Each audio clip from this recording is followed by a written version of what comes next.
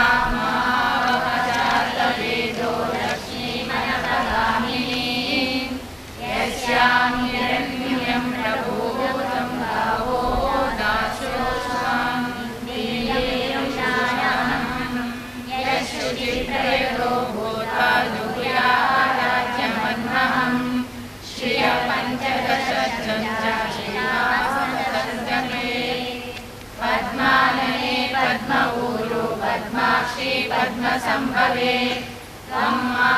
ಭಜಸ್ವ ಪದ್ಮಾಕ್ಷಿ ಸೌಖ್ಯಂ ನಮಾಮ್ಯಹಂ. ಅಶ್ವದಾಯಿ ಗೋದಾಯಿ ಧನದಾಯಿ ಮಹಾಧನೆ ಧನಂ ಮೇ ಜುಷತಾಂ ದೇವಿ ಸರ್ವಕಾಮಾಂಶ್ಚ ದೇಹಿ ಮೇ. ಪದ್ಮಾನನೆ ಪದ್ಮವಿಪದ್ಮಪತ್ರೆ ಪದ್ಮಪ್ರಿಯೆ ಪದ್ಮದಲಾಯದಾಕ್ಷಿ ವಿಶ್ವಪ್ರಿಯೆ ವಿಷ್ಣುಮನೋನುಕೂಲೆ ಪದ್ಮಂ ಮಯಿ ಸನ್ನಿಧತ್ಸ್ವ. ಪುತ್ರಪೌತ್ರಧನಂ ಧಾನ್ಯಂ ಹಸ್ತ್ಯಶ್ವಾಭಿರವೇ ರಥಂ ಪ್ರಧಾನಾಂ ಭವಸಿ ಮಾತಾ ಆಯುಷ್ಮನ್ನಂ ಕರೋತು ಮಾಂ. ಧನಮಗ್ನಿರ್ಧನಂ ವಾಯುರ್ಧನಂ ಸೂರ್ಯೋ ಧನಂ ವಸುಃ ಧನಮಿಂದ್ರೋ ಬೃಹಸ್ಪತಿರ್ವರುಣಂ ಧನಮಶ್ನುತೆ. ವೈನತೇಯ ಸೋಮಂ ಪಿಬ ಸೋಮಂ ಪಿಬತುರ್ಗಃ ಸೋಮಂ ಧನಸ್ಯ ಸೋಮಿನೋ ಮಹ್ಯಂ ದದಾತು ಸೋಮಿನಿ. ನನತೋ ನ ಚ ಮಾತ್ಸರ್ಯಂ ನ ಲೋಭೋ ನಾಶುಭಮತಿ. ಭವಂತಿ ಕೃತಪುಣ್ಯಾನಾಂ ಭಕ್ತಾನಾಂ ಶ್ರೀಸೂಕ್ತಂ ಜಪೇತ್ ಸದಾ. ವರ್ಷಂತು ತೇ ವಿಭಾವರಿದಿವೋ ಅಪ್ರಸ್ಯ ವಿದ್ಯುತಃ. ರೋಹಂತು ಸರ್ವಬೀಜಾನ್ಯವ ಬ್ರಹ್ಮ ವಿಶೋಜಯಿ. ವ್ಯಾಸ सा पद्मासनस्था विपुलकटितटी पद्मपत्रायताक्षी गम्भीरावर्तनाभिचनभरणिता शुभ्रवस्त्रोत्तरीया लक्ष्मीर्दिव्यैर्गजेन्द्रै मणिगणकचितैः स्थापितैर्हेमकुम्भैः नित्यं सा पद्महस्ता मम वसतु गृहे सर्वमाङ्गल्ययुक्ता लक्ष्मीं क्षीरसमुद्रराजनयां श्रीरङ्गधामेश्वरीं दासीभूतसमस्तदेववनितां लोकैकदीपाङ्कुरां श्रीमन्मन्दकटाक्षलब्धविभव ब्रह्मेन्द्रगङ्गाधरां तां त्रैलोक्यकुटुम्बिनीं सरसिजां वन्दे मुकुन्दप्रियां सिद्धलक्ष्मीर्मोक्षलक्ष्मीर्जयलक्ष्मी सरस्वती श्रीलक्ष्मी वरलक्ष्मीश्च प्रसन्ना भव सर्वदा पराङ्कुशौपाशमभीति मुद्रां करैर्वहन्तीं कमलासनस्थां बालार्ककोटिप्रतिमां त्रिनेत्रां भजेऽहमाद्यां जगदीश्वरीं तां सर्वमङ्गलमाङ्गल्ये शिवे सर्वार्थसाधके शरण्ये त्र्यम्बके देवी नारायणी नमोऽस्तुते सरसिजनिलये सरोजहस्ते धवलतरां शुभगन्धमाल्यशोभे भगवते हैवल्लभे मनोज्ञे त्रिभुवनभूतिकरी प्रसीद मह्यं विष्णुपत्नीं क्षमां देवीं माधवीं माधवप्रियां विष्णोप्रियसतीं देवीं नमाम्यच्युतवल्लभां महालक्ष्म्यै च विद्महे विष्णुपत्न्यै च धीमहि तन्नो लक्ष्मी प्रचोदयात् श्रीवर्चस्यमायुष्यमारोग्यमभिधर्पवमानं महीयते धनं धान्यं पशुं बहुपुत्रलाभं शतसंवत्सरं दीर्घमायुः ऋणरोगादिदारिद्र्यपापक्षुधर्ममृत्यवः भयशोकमनस्तापा नश्यन्तु मम सर्वदा श्रियेजातश्रियहानिर्याय श्रियं वयोः दरिद्रभ्योः ददाति श्रियं वसानामृतसमाहार्यं भवन्ति समितावितद्रौ श्रियैवैनं तत्प्रियमाददाति सन्ततं वृचाषट्सत्यं पशुभिः य एवं वेद ॐ महादेवे च विद्महे विष्णुपत्न्यै च धीमहि तन्नो लक्ष्मी प्रचोदयात् ॐ शान्ति शान्ति शान्तिः ಎಲ್ಲ ಪೆನ್ನು ಕಾದು ತಂದುಕೊಂಡಿದ್ದೀರಲ್ಲ,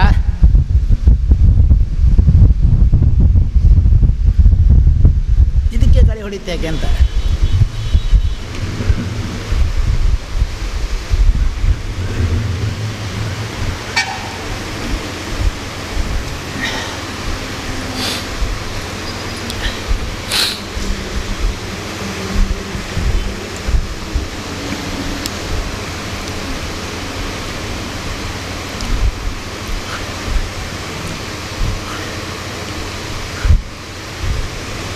ಮೊದಲಾಗಿ ನೀವು ಈ ಆಂದೋಲನವನ್ನು ಹೇಗೆ ಮಾಡಬೇಕು ಅನ್ನೋದು. ಸಾಮಾನ್ಯ ಈಗ ಶ್ರೀ ಸೂಕ್ತವನ್ನು ನೀವು ಸ್ವತಂತ್ರವಾಗಿ ಹೇಳುವಷ್ಟು ಮಟ್ಟಿಗೆ ಸುಮಾರಕ್ಕೆ ಚೆನ್ನಾಗಿ ಬಂದಿದೆ. ಇನ್ನು ಸ್ವಲ್ಪ ಅಭ್ಯಾಸ ಮಾಡಿದರೆ ನಿಖರವಾಗಿ ಕರೆಕ್ಟಾಗಿ ಹೇಳಬಲ್ರಿ, ಏನು ತೊಂದರೆ ಇಲ್ಲ, ಸಾಕು. ಇನ್ನೊಂದು 4 ದಿನ ಬೇಕಾದರೆ ಹೀಗೆ ಒಟ್ಟಾಗಿ ಸೇರಿ ಅಭ್ಯಾಸ ಮಾಡಿ, ಮತ್ತೇನು ಬೇಕಿಲ್ಲ. ಇದು ಈಗ ಸದ್ಯಕ್ಕೆ ಸಹ್ಯಾದ್ರಿಯ ಕೆಳಭಾಗದಲ್ಲಿ ಪ್ರತಿ ಮನೆಯಲ್ಲೂ ಈ ಸೂಕ್ತ ಹೇಳುವಂತೆ ಮಾಡುವ ಮೂಲಕ ನಿಮ್ಮ ಪ್ರಯತ್ನ ಆರಂಭ ಆಗಬೇಕು.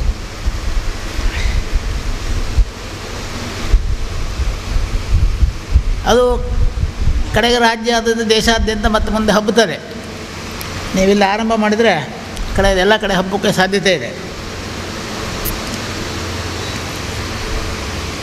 ಜೊತೆಯಲ್ಲಿ ಶ್ರೀಸೂಕ್ತ ಮಂತ್ರ ಹೇಳೋದು ಮಾತ್ರವಲ್ಲ, ಒಂದಿಷ್ಟು ಜನಜಾಗೃತಿ ಹುಟ್ಟುವಂತೆಯೂ ನಿಮ್ಮ ಪ್ರಯತ್ನ ಇರಬೇಕು.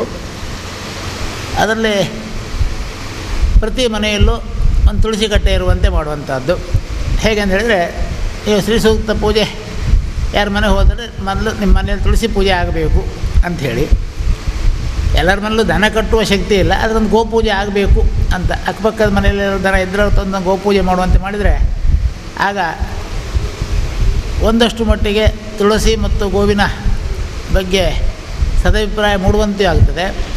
ಶಕ್ತರು ಕಟ್ಬೋದು ಗೋವನ್ನು. ತುಳಸಿ ಕಟ್ಟೆ ಅಂತ ಇಡೋದು ಕಷ್ಟ ಇಲ್ಲ, ಎಲ್ಲ ಮನೆಯಲ್ಲೂ ಒಂದು ತುಳಸಿ ಕಟ್ಟೆ ಅಂತೂ ಅಗತ್ಯ ಇರಬೇಕು. ಅದನ್ನು ನೀವು ಯಾರ ಮನೆಗೆ ಬರೋದಿದ್ದರೂ ನಿಮ್ಮ ಮನೆ ನಾವು ಬರ್ತೇವೆ. ಪ್ರತಿ ಮನೆಯಲ್ಲೂ ತುಳಸಿ ಕಟ್ಟೆ ಇರಬೇಕು ಅನ್ನೋ ಒಂದು ನಿರ್ಬಂಧ. ನೀವು ಯಾವ ಮನೆಗೆ ಶ್ರೀ ಸೂಕ್ತ ಹೇಳೋದಕ್ಕೆ ಹೋಗ್ತೀರಿ ಅವ್ರಿಗೆಲ್ಲ ತುಳಸಿ ಕಟ್ಟೆ ಇರಬೇಕು ಅನ್ನೋದು ಕಡ್ಡಾಯ ಮಾಡಿ. ಮತ್ತು ನಮ್ಮಲ್ಲಿ ಪುರಾತನ ಕಾಲದಿಂದಲೂ ಮನೆಯಲ್ಲಿ ಹೊಸಲು ಬರೆಯೋದೊಂದು ಪದ್ಧತಿ ಇತ್ತು. ಈಗ ಎಷ್ಟೋ ಮನೆಗೆ ಹೊಸಲೇ ಇಲ್ಲ.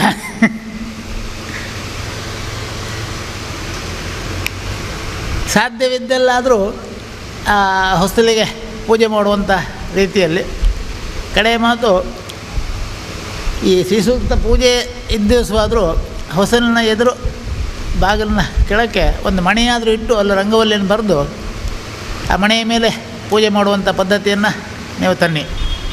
ಈ ಆಂದೋಲನಕ್ಕೆ ಹೋಗೋರು ಮಾಡಬೇಕಾದ ಕೆಲಸ. ಯಾವ ಮನೆಯಲ್ಲೇ ಕರೆದಿರಲಿ ಅದಕ್ಕೆ ಸಮಯ ನಿರ್ಬಂಧ ಇಲ್ಲ. ಬೆಳಗ್ಗೆಯಿಂದ ರಾತ್ರಿವರೆಗೆ ಎಷ್ಟೊತ್ತಿಗೂ ಮಾಡಬಹುದು ಶ್ರೀ ಸೂಕ್ತ ಪಾರಾಯಣ. ಹೋದಾಗ ಮುಖ್ಯವಾಗಿ ಒಂದು ತುಳಸಿಗೊಂದು ಪೂಜೆ, ದೀಪ ಇಟ್ಟು ಒಂದು ಅರಿಶಿನ ಕುಂಕುಮ ಹಾಕಿ ಒಂದು ಗಂಧ ಕಡ್ಡಿ ಬೆಳಗಿ ಪೂಜೆ ಪ್ರಾರ್ಥನೆ ಮಾಡಿಕೊಳ್ಳೋದು. ಹೊಸಲಿದ್ದರೆ ಹೊಸಲಿಗೆ ಬರೆಯುವ ಪದ್ಧತಿ ನಿಮಗೆ ಯಾರಿಗೂ ಹೇಳ್ಕೊಡ್ಬೇಕಾದ್ರೆ ಎಲ್ಲರಿಗೂ ಗೊತ್ತು.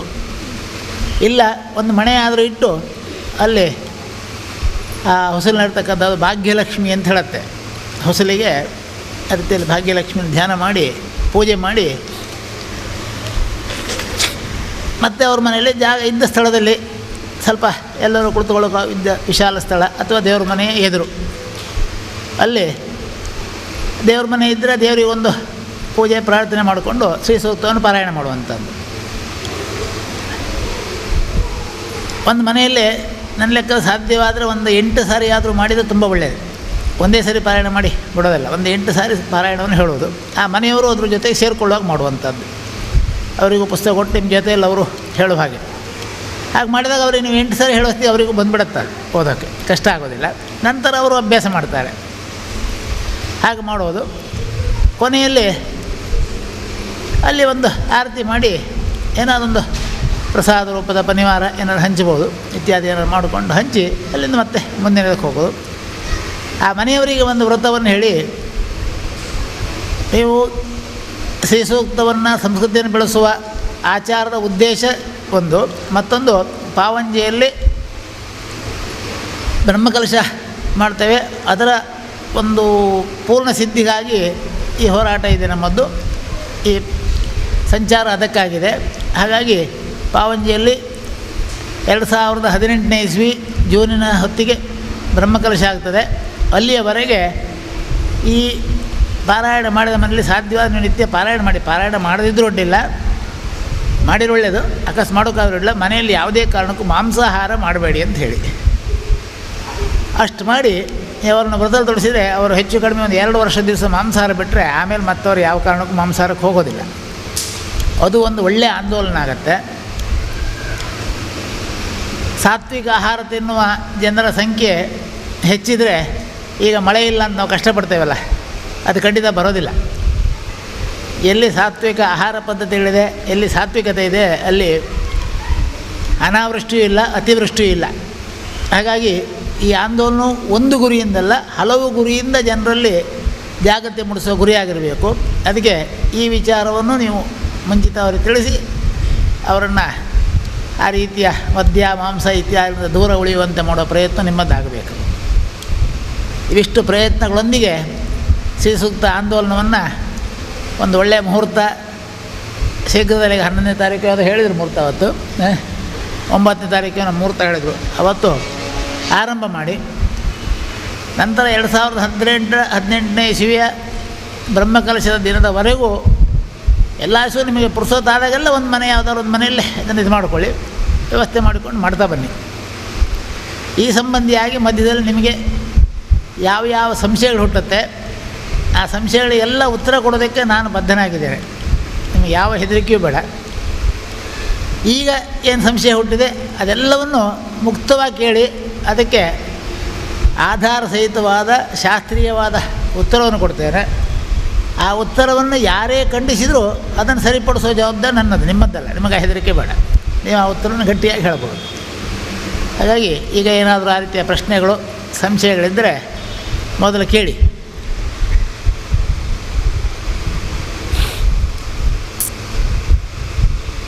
ಎಲ್ಲ ಸ್ವಲ್ಪ ಮುಂದೆ ಬರ್ಬೋದು, ಬೇಕಾದರೆ ದೂರ ಕುಳಿತರೆ ನಿಮಗೆ ಪ್ರಶ್ನೆ ಕೇಳೋ ಕಷ್ಟ ಆಗುತ್ತಂತಿದ್ರೆ ಎಲ್ಲ ಮುಂದೆ ಬಂದು ಇಲ್ಲಿ ಹತ್ತಿರ ಬರ್ಬೋದು.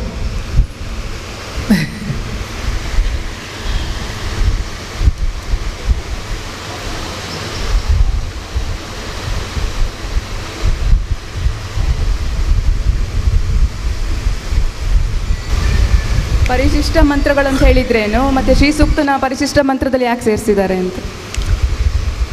ಅಂದರೆ ನಮ್ಮಲ್ಲಿ ಕೆಲವೊಂದಿಷ್ಟು ವೇದಕ್ಕೆ ಅದರದ್ದೇ ಆದ ನಿರ್ಬಂಧಗಳಿದೆ. ಅದರ ಛಂದಸ್ಸಿಗೆ, ಅದರ ನಿರುಕ್ತಕ್ಕೆ ಅಥವಾ ಅದರ ಜ್ಯೋತಿಷಕ್ಕೆ ಬದ್ಧತೆ ಇಲ್ಲದ್ದನ್ನು ಪ್ರತ್ಯೇಕಿಸಿಟ್ಟಿದ್ದಾರೆ. ಈ ಶ್ರೀಸೂಕ್ತದ ಸಂಯೋಜನೆಯಲ್ಲಿ ಕೆಲವೊಂದಿಷ್ಟು ಅದರ ನಿರುಕ್ತಕ್ಕೆ ಬದ್ಧವಾಗಿಲ್ಲ. ಹಾಗಾಗಿ ಅದನ್ನು ಪ್ರತ್ಯೇಕಿಸಿದ್ರು. ಯಾಕಂದರೆ ವೇದ ಮಂತ್ರದ ಯಾರೂ ಬರೆದು ಸೇರಿಸ್ಬೋದು, ಹಾಗೆ ಸೇರಿಸಬಾರ್ದು. ಸೇರಿಸದೇ ಇರಬೇಕಾದ್ರೆ ಆ 6 ಸ್ಪಷ್ಟ ಲಕ್ಷಣಗಳಿರಬೇಕು. ಅದರ ಕಲ್ಪಗಳಾಗಲಿ ಅದರ ಸೂತ್ರಗಳಾಗಲಿ ವ್ಯತ್ಯಾಸ ಆಗಬಾರ್ದು. ಸ್ವಲ್ಪ ವ್ಯತ್ಯಾಸವಾದ ಮಂತ್ರ ಸಮಾನ ಮಂತ್ರವಾದರೂ ಚೂರು ವ್ಯತ್ಯಾಸ ಕಂಡ್ರೆ ಅದನ್ನು ಪ್ರತ್ಯೇಕವಾಗಿಡ್ತಾರೆ. ಯಾಕೆ? ಅದು ವೇದದಲ್ಲಿ ಸೇರಿದರೆ ಮತ್ತೆ ನಾಳೆ ಮತ್ತೊಬ್ಬ ಇನ್ನೊಂದು ಬರೆದು ಸೇರಿಸ್ತಾನೆ. ಹಾಗೆ ಸೇರಿಸೋಕ್ಕೆ ಅವಕಾಶ ಆಗಬಾರ್ದು ಅನ್ನೋ ದೃಷ್ಟಿಯಿಂದ ಆ 6 ಸ್ಪಷ್ಟ ಲಕ್ಷಣಗಳ ಪರೀಕ್ಷೆಯಲ್ಲಿ ದೃಢಪಟ್ಟ ಮಂತ್ರಗಳು ಮಾತ್ರ ವೇದಕ್ಕೆ ಸೇರಿಸಲ್ಪಡ್ತಿದೆ. ಉಳಿದನ್ನು ವೇದದಲ್ಲಿ ಪ್ರತ್ಯೇಕವಾಗಿಡ್ತಾರೆ. ಪರಿಶಿಷ್ಟ ಅಂದರೆ ಪ್ರತ್ಯೇಕಿಸಿ ಇಡಲ್ಪಟ್ಟ ಮಂತ್ರ ಅಂತ ಅರ್ಥ, ಅಷ್ಟು ಬಿಟ್ಟರೆ ಮತ್ತೇನಲ್ಲ. ಮಂತ್ರ ಸಮಾನ. ಆದರೆ ಈ 6 ಸೂತ್ರಗಳಿಗೆ ಬದ್ಧವಾಗಿಲ್ಲ. ಅದರಲ್ಲಿ ಕೆಲವು ಮಂತ್ರಗಳು ಒಂದು ಛಂದಸ್ಸಿನ ನಿಯಮಗಳಿಗೆ ವಿರುದ್ಧವಾಗಿದೆ, ಅಥವಾ ಒಂದು ಅದರ ಕಾರಿಕೆಯ ನಿಯಮಗಳಿಗೆ ವಿರುದ್ಧವಾಗಿರುತ್ತೆ, ಅಥವಾ ಕಲ್ಪಸೂತ್ರದ ಪ್ರಕಾರ ಆ ಮಂತ್ರಕ್ಕೆ ಆ ಬದ್ಧತೆ ಬರುವುದಿಲ್ಲ. ಹೀಗೆಲ್ಲ ಇರ್ತದೆ. ಹಾಗಿದ್ದಾಗ ಅದನ್ನು ಪ್ರತ್ಯೇಕಿಸಿಡ್ತಾರೆ. ಹಾಗೆ ಪ್ರತ್ಯೇಕಿಸಿಟ್ಟ ಮಂತ್ರ ಭಾಗ. ಪರಿಶಿಷ್ಟ ಅಂದರೆ ಕಡಿಮೆಯ ಮಂತ್ರ ಅಂತ ಅರ್ಥ ಅಲ್ಲ, ಮಂತ್ರಶಕ್ತಿ ಅಷ್ಟೇ ಇದೆ. ಆದರೆ ಆ ಸೂತ್ರಗಳಿಗೆ ಬದ್ಧವಾಗಿಲ್ಲದರಿಂದ ವೇದದಲ್ಲಿ ಹೊಸದು ಪ್ರಕ್ಷಿಪ್ತಗಳು ಅನಾವಶ್ಯಕ ಬಂದು ಸೇರೋದಕ್ಕೆ ಅವಕಾಶ ಕೊಡಬಾರ್ದು ಅನ್ನೋ ದೃಷ್ಟಿಯಿಂದ ಹಾಗೆ ಮಾಡಿದ್ದಾರೆ. ಹಾಗೆ ಪರಿಶಿಷ್ಟದಲ್ಲಿ ತುಂಬ ಮಂತ್ರಗಳು ಇದೆ. 4 ವೇದದಲ್ಲೂ ಆ ರೀತಿಯ ಪರಿಶಿಷ್ಟ ಮಂತ್ರಗಳು ಪ್ರತ್ಯೇಕವಾಗಿ ಇಡಲ್ಪಟ್ಟಿದೆ. ಯಾಕಂದರೆ ಆ ವೇದಕ್ಕೆ ಆ ಶಾಖೆಗೆ ಬದ್ಧವಲ್ಲದ ಮಂತ್ರವಾದರೂ ಅದನ್ನು ಪ್ರತ್ಯೇಕವಾಗಿಡ್ತಾರೆ. ಅದು ಪದ್ಧತಿ.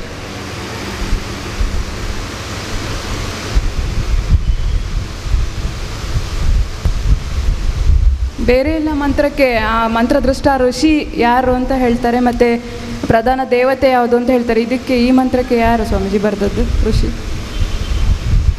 ಇದಕ್ಕೆ ಋಷಿ ಛಂದಸ್ಸಿನ ಇದರಲ್ಲಿ ಚಾಲ್ತೆ ಹೇಳೋದು ಪದ್ಧತಿ ಇಲ್ಲ, ಬಿಟ್ಟರೆ ಋಷಿ ಛಂದಸ್ಸಿದೆ. ಇದು 4 ಛಂದಸ್ಸಿನ ಮಂತ್ರಗಳಿದೆ, ಒಂದೇ ಛಂದಸ್ಸಿದಲ್ಲ.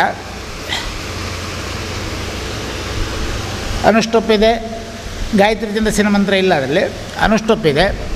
ಹಾಗೆ ಬೃಹತಿ ಇದೆ, ತ್ರಿಷ್ಟಪ್ ಛಂದಸ್ಸಿದೆ, ಪಂಕ್ತಿ ಛಂದಸ್ಸಿನ ಮಂತ್ರ ಇದೆ. ಬೇರೆ ಬೇರೆ ಛಂದಸ್ಸಿನ ಮಂತ್ರಗಳು ಅದರಲ್ಲಿ ಸೇರಿಸಿದ್ದಾರೆ. ಹಾಗೆ ಋಷಿ ಕರ್ದಮ ಋಷಿ ಅಂತ, ಕರ್ದಮ ಅಂತ ಹೇಳ್ತಕ್ಕಂಥ ಪ್ರಜಾಪತಿ ಅವನೇ ಅದಕ್ಕೆ ಋಷಿ.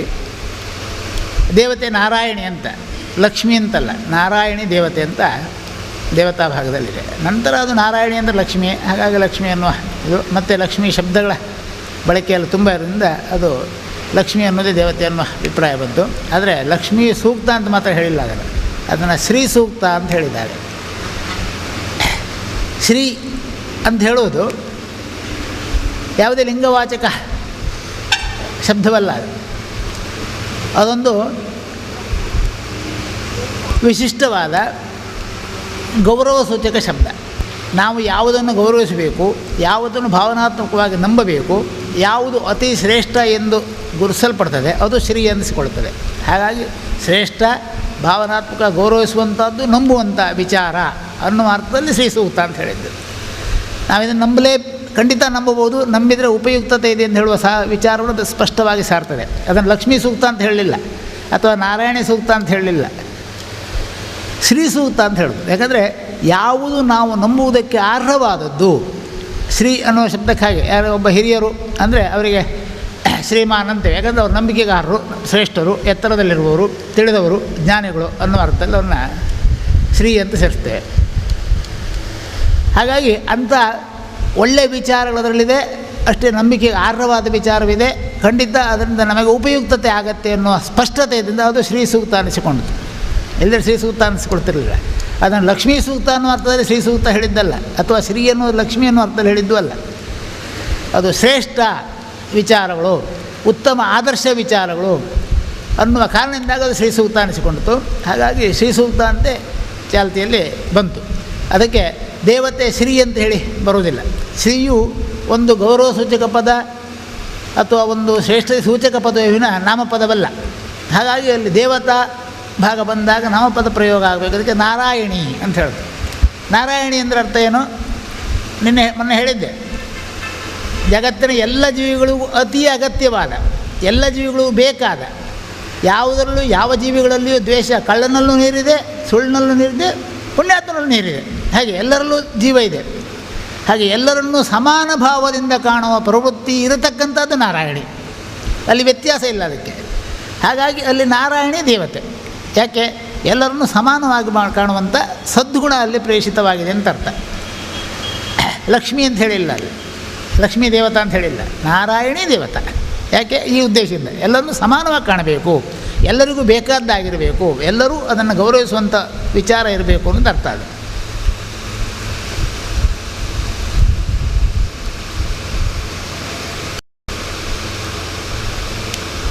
ತುಂಬ ಕಡೆ ಜಾತವೇದೋಮ ಆವಹ ಅಂತ ಬರುತ್ತಲ್ಲ, ಯಾಕೆ ಸ್ವಾಮೀಜಿ ಅದು ಅರ್ಥ ಎಂಥದ್ದು? ಸುಮಾರು 6 ಬಾರಿ ಜಾತವೇದೋಮ ಆವಹ ಅಂತ ಬರ್ತದೆ. ಅಂದರೆ ಅದರಲ್ಲಿ 2 ಬಾರಿ ಬಂದದ್ರಲ್ಲಿ ವೇದವು ಏನು ಹೇಳ್ತದೆ ಅಂದರೆ ವೇದದ ವ್ಯುತ್ಪತ್ತಿಗಳೇನಿದೆ ಅದು ಜಾತ ಅಂದರೆ ಹುಟ್ಟಿದ, ವೇದದಿಂದ ಹೇಳಲ್ಪಟ್ಟದ್ದು ಅನ್ನುವ ಅರ್ಥದಲ್ಲಿ ಜಾತವೇದೋಮ ಆವಹ ಅಂತ ಬರ್ತದೆ. ಅದನ್ನು ನಾವು ಅಂಗೀಕರಿಸ್ತೇವೆ ಅಥವಾ ಅದರ ಉಪಾಸನೆಯನ್ನು ಮಾಡ್ತಾ ಇದ್ದೇವೆ ಅನ್ನೋದು. ಯಾಕಂದರೆ ಇದು ವೇದಕ್ಕೆ ಸಮಾನವಾದದ್ದೇ, ವೇದದಷ್ಟೇ ಶಕ್ತಿಯುತವಾದದ್ದೇ ಮಂತ್ರ, ಸಂಶಯವೇ ಇಲ್ಲ. ಅದು ಪರಿಶಿಷ್ಟ ಅಂದ ತಕ್ಷಣ ವೇದ ಮಂತ್ರ ಅಲ್ಲ ಅಂತ ಹೇಳಿಲ್ಲ, ಅದು ಅಷ್ಟೇ ಸಮಾನವಾದ್ದರಿಂದ ಆ ರೀತಿಯ ಗೌರವ ಸದ್ಭಾವದಿಂದ ಇದನ್ನು ನಾವು ಉಪಾಸಿಸ್ತಾ ಇದ್ದೇವೆ. ಯಾವುದನ್ನು? ನಾರಾಯಣಿಯನ್ನು ಅಥವಾ ಶ್ರೀಯನ್ನು ಉಪಾಸಿಸ್ತಾ ಇದ್ದೇವೆ ಅಂತ ಅರ್ಥ. ಅಲ್ಲಿ ಶ್ರೀಯನ್ನು ಉಪಾಸಿಸ್ತಾ ಇದ್ದೇವೆ ಎನ್ನುವುದನ್ನು ಹೇಳುವುದಕ್ಕಾಗಿಯೇ ಜಾತವೇದೋಮ ಆವಹ ಅಂತ ಬಂತು. ಅದೇ ಮತ್ತು 3 ಕಡೆಯಲ್ಲಿ ಅದೇ ಶಬ್ದ ಬರುತ್ತೆ, ಅರ್ಥ ವ್ಯತ್ಯಾಸ ಇದೆ ಸ್ವಲ್ಪ. ಆ 2ನೇ ಅರ್ಥದಲ್ಲಿ ಈ ಪ್ರಕೃತಿಗೆ ಸಹಜವಾದಂಥ ಹುಟ್ಟು ಅನ್ನೋದು ಸ್ವಾಭಾವಿಕ ಗುಣ. ಹುಟ್ಟು ಸ್ವಾಭಾವಿಕ ಗುಣ. ಆ ಸ್ವಾಭಾವಿಕ ಗುಣವನ್ನು ಅನುಸರಿಸಿಕೊಂಡು ವರ್ಗಭೇದದಿಂದ ಆಯಾಯ ವೃತ್ತಿಗಳು ನಿರ್ಣಯವಾಗುತ್ತೆ. ಈಗ ಒಂದು ದನ ಕರು ಆಗ್ತದೆ, ಒಂದು ಶಿಶು ಹುಟ್ಟುತ್ತದೆ, ಅದಕ್ಕೆ ದನದ ವರ್ಗದ ಒಂದು ಭೇದ ವ್ಯತ್ಯಾಸಗಳಿದೆ, ಅದರಂತೆ ಅದರ ಜೀವನ ವ್ಯವಹಾರ ಆಗ್ತದೆ. ಒಂದು ಹುಲಿ ಮರಿ ಆಗ್ತದೆ, ಆ ಹುಲಿಯ ವರ್ಗಕ್ಕೊಂದು ವ್ಯವಸ್ಥೆ ಇದೆ, ಅದರಂತೆ ಅದರ ಜೀವನವನ್ನು ರೂಪಿಸಿಕೊಳ್ಳುತ್ತೆ. ಹಾಗೆ ಒಂದು ಮೀನು ಮೊಟ್ಟೆ ಇಡ್ತದೆ, ಅದರದ್ದೇ ಆದೊಂದು ವರ್ಗ, ಅದಕ್ಕೆ ಸಂಬಂಧಪಟ್ಟ ವ್ಯವಹಾರದಲ್ಲಿ ಅದರ ಜೀವನವನ್ನು ಮಾಡುತ್ತೆ. ಒಂದು ಕೋಳಿ ಮರಿ ಆಗ್ತದೆ, ಕೋಳಿಯ ಮೊಟ್ಟೆ ಇಡದೆ ಅದು ಮರಿ ಆಗ್ತದೆ, ಅದರಂತೆ ಅದು ಜೀವನ ವರ್ಗ. ಹಾಗೆ ಮನುಷ್ಯನಿಗೂ ಹುಟ್ಟು ಇದೆ. ಈ ಮನುಷ್ಯ ವರ್ಗ, ಮಾನವ ವರ್ಗಕ್ಕೆ ಏನು ನಿಯಮಗಳಿದೆ, ಅದರಂತೆ ಅವನ ಜೀವನವನ್ನು ರೂಪಿಸಿಕೊಳ್ಳಬೇಕು. ಹಾಗೆ ಯಾವುದು ಜಾತ ಹುಟ್ಟಿದೆ ಅದಕ್ಕೆ ಆ ಹುಟ್ಟಿಗೆ ಆಧರಿಸಿದ ಮೂಲ ಮಾತ್ರಕ್ಕೆ ಅಂದರೆ ತಾಯಿಯ ಸ್ವರೂಪ ಗುಣ, ಮೂಲ ಮಾತ್ರಕ್ಕೆ ಗುಣದಂತೆ ವೇದ ಅಂದರೆ ಮೂಲ ಮಾತ್ರಕ್ಕೆ ಗುಣ ಅಂತ ಅರ್ಥ ಅಲ್ಲ, ಅಂದರೆ ತಿಳುವಳಿಕೆ, ಮೂಲ ತಿಳುವಳಿಕೆ ಅಥವಾ ಮೂಲ ಜ್ಞಾನದಿಂದ ನಾನು ಅಭಿವೃದ್ಧಿ ಹೊಂದೋಕ್ಕೆ ಪ್ರಯತ್ನಿಸ್ತೇನೆ ಅನ್ನೋ ಅರ್ಥದಲ್ಲಿ 2ನೇ ಜಾತವೇದೋಮ ಆವಹ. ನನ್ನ ವಾಹನ ಅಂದರೆ ಸಂಚಾರ ಮೂಲ ಮಾತ್ರಿಕೆಯನ್ನು ಆಧರಿಸಿರ್ತದೆ, ನಾನು ಮತ್ತೊಂದರಂತೆ ಬದುಕೋದಿಲ್ಲ ಅನ್ನುವ ಉದ್ದೇಶದಲ್ಲಿ ಕೂಡ ಆ ಮಂತ್ರಕ್ಕೆ ಪೂರಕವಾಗಿ ಜಾತವೇದೋಮಹ ಮಂತ್ರದ ಕೊನೆಯ ಪಾದದಲ್ಲಿ ಬರ್ತದೆ. ಪ್ರತಿಯೊಂದು 4 ಪಾದ ಆಗುತ್ತೆ ಮಂತ್ರ, 4 ಪಾದ, ಕೊನೆಯ ಪಾದದಲ್ಲಿ ಈ ಉದ್ದೇಶವನ್ನು ಹೇಳುವುದಾಗಿರುತ್ತೆ. ಒಂದು ಜಾತವೇದೋಮಹ ಮಾತ್ರ. ಇವೆಲ್ಲವನ್ನು ಹೊರತುಪಡಿಸಿದ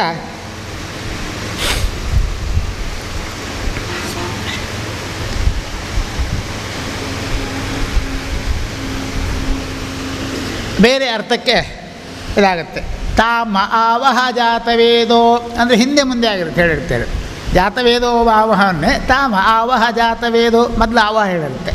ಇಲ್ಲಿ ನನ್ನ ಹುಟ್ಟು ಅಂತ ನಾನು ಎನ್ನುವ ವೈಯಕ್ತಿಕತೆ ಬಂದಾಗ ನನ್ನ ಹುಟ್ಟಿನ ಹಿನ್ನೆಲೆಯಲ್ಲಿ ನನಗೇನಿದೆ, ಯಾವುದೋ ಜನ್ಮಾಂತರಕೃತ ಪುಣ್ಯವೋ ಪಾಪೋ ಯಾವುದೋ ಒಂದು ಕಾರಣದಂತ ಭೂಮಿ ಹುಟ್ಟು ಬರಬೇಕಾದ್ರೆ ಬೇಕೇ, ಇಲ್ಲದೆ ಹುಟ್ಟೋಕ್ಕಾಗೋದಿಲ್ಲ. ಅದನ್ನು ದಾಟುವುದು ಕೂಡ ಈ ಆತ್ಮನ ಗುರಿಯಾಗಿರುತ್ತೆ.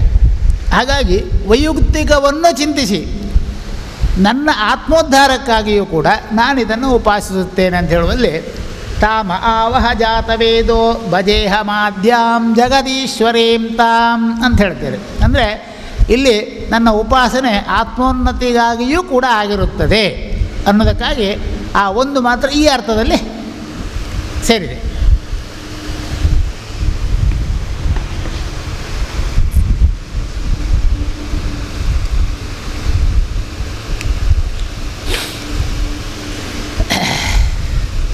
ಅಧ್ಯಕ್ಷರದ್ದು ಪ್ರಶ್ನೆ ಇಲ್ಲ. ಸುರುವಿನ 15 ಶ್ಲೋಕದ ಫುಲ್ ಅರ್ಥವನ್ನು ಹೇಳಿ. ಯಾವುದೇ ಸುರುವಿದ್ದು ಪೂರ್ವ ಭಾಗದ್ದು ಸುರುವಿದು ಮಂತ್ರದ್ದು ಅರ್ಥವನ್ನು ಹೇಳಿ, ಮತ್ತು ಫಲಭಾಗದ್ದು ಮಂತ್ರಗಳ ಅರ್ಥ ಹೇಳಬೇಕಾ? ಅದು ಹೇಳುವ ನಮ್ಮ ಧರ್ಮದರ್ಶಿಗಳೆಲ್ಲ ಬರ್ತಾರೆ ಈಗ, ನಮಗೆ ಅರ್ಥ ಅಲ್ಲಿವರೆ ಈ ಥರ ವಿಮರ್ಶೆ ಮಾಡಿ ಚಿಂತನೆ ಮಾಡುವ.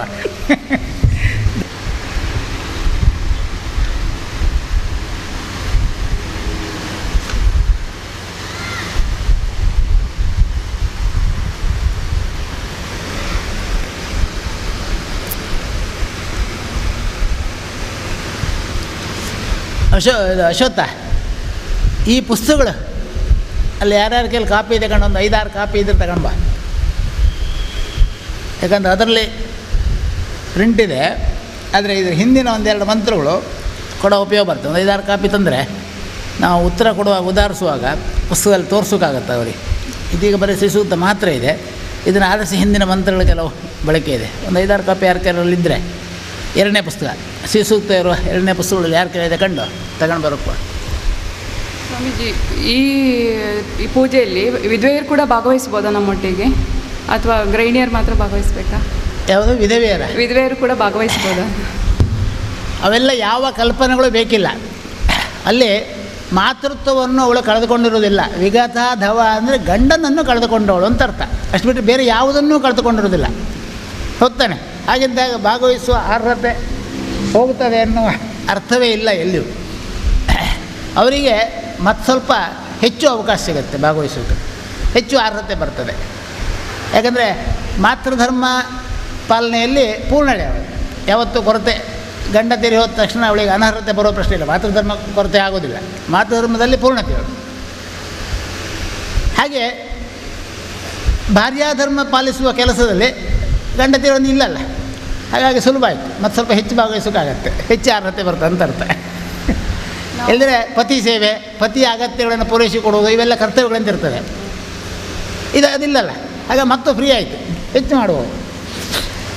ನಾವು ಪ್ರತಿ ಮನೆಗೆ ಹೋಗಿ ನೀವು ಮಧು ಮಾಂಸ ಬಿಡಿ ಅಂತ ಹೇಳ್ತೇವಲ್ಲ, ಪಕ್ಕ ಅವರು ಬಿಡುವುದಿಲ್ಲ ಆದರೆ ಪುನಃ ಮುಂದುವರಿಸಿದರೆ ಆ ದೋಷ ನಮಗೆ ಬರುತ್ತಾ ಸ್ವಾಮೀಜಿ? ಅಂದರೆ ಅದನ್ನು ನೀವು ಸಾಮಾನ್ಯ ಹೇಗೆ ಮಾಡಿ ಅಂತ ಹೇಳಿದರೆ, ಯಾರು ನಿಮ್ಮನ್ನು ಕರೀತಾರೆ ಅವರಿಗೆ ಈ ವಿಚಾರಗಳು ಮೊದಲು ಹೇಳಿ, ಅವರು ಬಿಡುವ ಪ್ರಯತ್ನ ಮಾಡಲಿ. ಅವರು ಬಿಡ್ತೇವೆ ಅಂತ ಹೇಳಿ ನಂತರ ಬರ್ತೇವೆ ಅಂಥೇಳಿ. ನೀವು ಮೊದಲು ಕಡಿಮೆ ಸಮಯಾವಕಾಶವನ್ನು ಮಾತ್ರ ಕೊಡೋದ್ರಿಂದ ಹೆಚ್ಚಿನವರು ಒಪ್ಪುತ್ತಾರೆ. ಆಯಿತು, 2 ವರ್ಷ ನಾವು ತಿನ್ನೋದಿಲ್ಲ, ಆಮೇಲೆ ಮಾಡ್ತೇವೆ ಅಂತ ಹೇಳ್ತಾರೆ. ಅಷ್ಟೊತ್ತಿಗೆ ಬ್ಯಾಡ ಆಗುತ್ತೆ, ಮತ್ತೆ ತಿನ್ನೋದಿಲ್ಲ ಅದು. ಆಮೇಲೆ ನೀವು ಬಾಯಿ ತುರಿಸಿರೋ ತಿನ್ನೋಕೆ ಮನಸ್ಸು ಬರೋದಿಲ್ಲ ಅದಕ್ಕೆ, ಆಗುತ್ತದೆ. ಅದೊಂದು ವ್ಯಾಪಕವಾಗಿ ಬೆಳಿಬೇಕಾದ ಆಂದೋಲನ. ಸಾತ್ವಿಕ ಆಹಾರ ಕಾರಣದಿಂದಾಗಿ ದೇಶದಲ್ಲಿ ಆಗತಕ್ಕಂಥ ಅನಾವೃಷ್ಟಿ, ಅತಿವೃಷ್ಟಿ, ದೊಂಬಿ ಇತ್ಯಾದಿಗಳನ್ನ ತುಂಬ ಹಿಡಿತಕ್ಕೆ ತರಲಿಕ್ಕೆ ಸಾಧ್ಯ. ಹಾಗಾಗಿ ಆ ಪ್ರಯತ್ನ ಇದರ ಜೊತೆಯಲ್ಲಿ ಸೇರಿಸ್ಕೊಳ್ಳಿ. ನಾವು ದಿನದಲ್ಲಿ ತುಂಬ ಸರಿ ಪಾರಾಯಣ ಮಾಡುವಾಗ ಓದಲಿಕ್ಕೆ ಮನಸ್ಸಿನಲ್ಲೇ ಓದ್ಬೋದಾ? ಇದನ್ನು ಮನಸ್ಸಿನಲ್ಲೇ ಹೇಳ್ಬೋದಾ? ಇಲ್ಲ, ಗಟ್ಟಿಯಾಗಿ ಹೇಳಿ, ಮನಸ್ಸಲ್ಲಿ ಯಾಕೆ ಹೇಳಬೇಕು? ಅಲ್ಲ, ತುಂಬ ಸರಿ ಹೇಳುವಾಗ ಅದು ಸ್ವರ ಇದಾಗದಿದ್ರೆ ಮನಸ್ಸಿನಲ್ಲಿ ಏನಾಗೋದಿಲ್ಲ. ಅದ್ರ ಬಗ್ಗೆ ನಿಮಗೆ ಯಾವ ಸಂಶಯವೂ ಬೇಡ. ನೀವು ಬೆಳಿಗ್ಗೆ ಒಂದು ಸಾರಿ ಹೇಳಿದಾಗ ಒಂದು ಮನೇಲಿ ಹೇಳ್ತೀರಿ, 2ನೇ ಮನೆಗೆ ಹೋದಾಗ ಅದಕ್ಕಿಂತ ಹೆಚ್ಚು ಧ್ವನಿ ಭಾರ ನಿಮಗೆ ಬರುತ್ತೆ. 3ನೇ ಮನೇಲಿ ಹೋಗುವಾಗ ಮತ್ತೂ ಹೆಚ್ಚು ಬರುತ್ತೆ. ನಾಲ್ಕನೇ ಮೇಲೆ ಹೋಗೋ ಹೊತ್ತಿಗೆ ಮತ್ತೂ ಚೆನ್ನಾಗಿ ನೀವೇ ಹೇಳ್ತೀರಿ. ಅದು ಈ ಮಂತ್ರದಲ್ಲಿರೋ ವಿಶೇಷತೆ ಅದು. ಅದು ನಿಮ್ಮನ್ನು ಮತ್ತು ಪ್ರಚೋದಿಸಿ ನಿಮ್ಮನ್ನು ಹೆಚ್ಚು ಚೆನ್ನಾಗಿ ಹೇಳುವಂತೆ ಮಾಡೋದು ಬಿಟ್ಟರೆ ಸುಸ್ತಾಯಿತು ಆಗೋದಿಲ್ಲ ಅನ್ನೋ ಪ್ರಶ್ನೆ ಇಲ್ಲ. ನೀವೇ ಪರೀಕ್ಷೆ ಮಾಡಿ ನೋಡಿ. ಈಗ ಒಂದು ಸರಿ ಹೇಳಿದ್ರಲ್ಲ ಶ್ರೀಸುತ್ತಾನೆ, ಈಗ ಇನ್ನೊಂದು ಸರಿ ಹೇಳಿ, ಆಗಿನಕ್ಕಿಂತ ಚೆನ್ನಾಗಿ ಹೇಳ್ತೀರಿ. ಬೇಕಾದ್ರೆ ರೆಕಾರ್ಡ್ ಮಾಡಿದ್ದಾರೆ, ಕಡೆಗೆ ಎರಡು ಹಾಕಿ ಕೇಳಿ. ಅದೇ ಮತ್ತೊಂದು ಸರಿ ಹೇಳಿ, ಮತ್ತೂ ಚೆನ್ನಾಗಿ ಹೇಳಿರ್ತೀರ. ಅದು ಈ ಮಂತ್ರದ ವಿಶೇಷತೆ. ಮನಸ್ಸಿನ ಆಳಕ್ಕೆ ಇಳಿಯತಕ್ಕಂಥ ಮಂತ್ರಗಳೇ ಶ್ರೇಷ್ಠ ಮಂತ್ರ ಅಂತ ಹೇಳಿದರೆ ಶ್ರೀ ಸೂಕ್ತ. ಅದು ಆಳಕ್ಕೆ ಇಳಿತದೆ, ನಿಮಗೆ ಮಾತ್ರ ಅಲ್ಲ, ಕೇಳುವವರಿಗೂ ಆಳಕ್ಕೆ ಇಳಿತದೆ. ನಾವು ಪ್ರತಿ ಮನೆಗೆ ಹೋಗಿ ಪೂಜೆ ಮಾಡುವಾಗ ನಮ್ಗೆ ಯಾರಾದರೂ ಅವಮಾನ ಆಗುವಂಥ ಮಾತಾಡಿದರೆ ನಾವು ಅವರಿಗೆ ತಕ್ಕನಾಗಿ ಉತ್ತರ ಕೊಟ್ಟು ಬರಬೇಕಾ ಅಥವಾ ಸಹಿಸ್ಕೊಂಡು ವಾಪಸ್ ಬರಬೇಕಾ? ಅಗತ್ಯ ಇದ್ದಲ್ಲಿ ಉತ್ತರ ಕೊಡಬೇಕಾದ್ರೆ ಉತ್ತರ ಕೊಡಿ, ಮತ್ತು ಯಾವ ಭಯವೂ ಬೇಡ. ಅಂದರೆ ನನ್ನ ಲೆಕ್ಕದಲ್ಲಿ ಒಂದು ಆರಂಭಿಕ ಒಂದು ತಿಂಗಳು 2 ತಿಂಗಳು ನೀವು ಒಂದು 10-6 ಮನೆಗೆ ಹೋಗಿ ಹೊತ್ತಿ ಹೀಗಿದ್ದ ಮಾತುಗಳು ಬರ್ಬೋದು ಆರಂಭಿಕ. ನಂತರ ಆ ಮಾತನ್ನು ಮೆಟ್ಟುವ ಶಕ್ತಿ ನಿಮ್ಮಲ್ಲೇ ಬಂದುಬಿಡುತ್ತೆ. ಯಾರು ಹೇಳೋದೇ ಇಲ್ಲ, ಆಗಿದ್ದು ಮತ್ತೆ ಮಾತಾಡೋದೇ ಇಲ್ಲ, ಬಿಟ್ಬಿಡ್ತಾರೆ. ಅದು ಸ್ವಭಾವ ನಿಮ್ಮಲ್ಲೇ ಬಂದುಬಿಡುತ್ತೆ. ಆ ಶಕ್ತಿ ಆ ಮಾತಾಡುವವನನ್ನು ಅದು ಸ್ವಾಭಾವಿಕವಾಗಿ ನಿಲ್ಲಿಸಿಬಿಡುತ್ತೆ.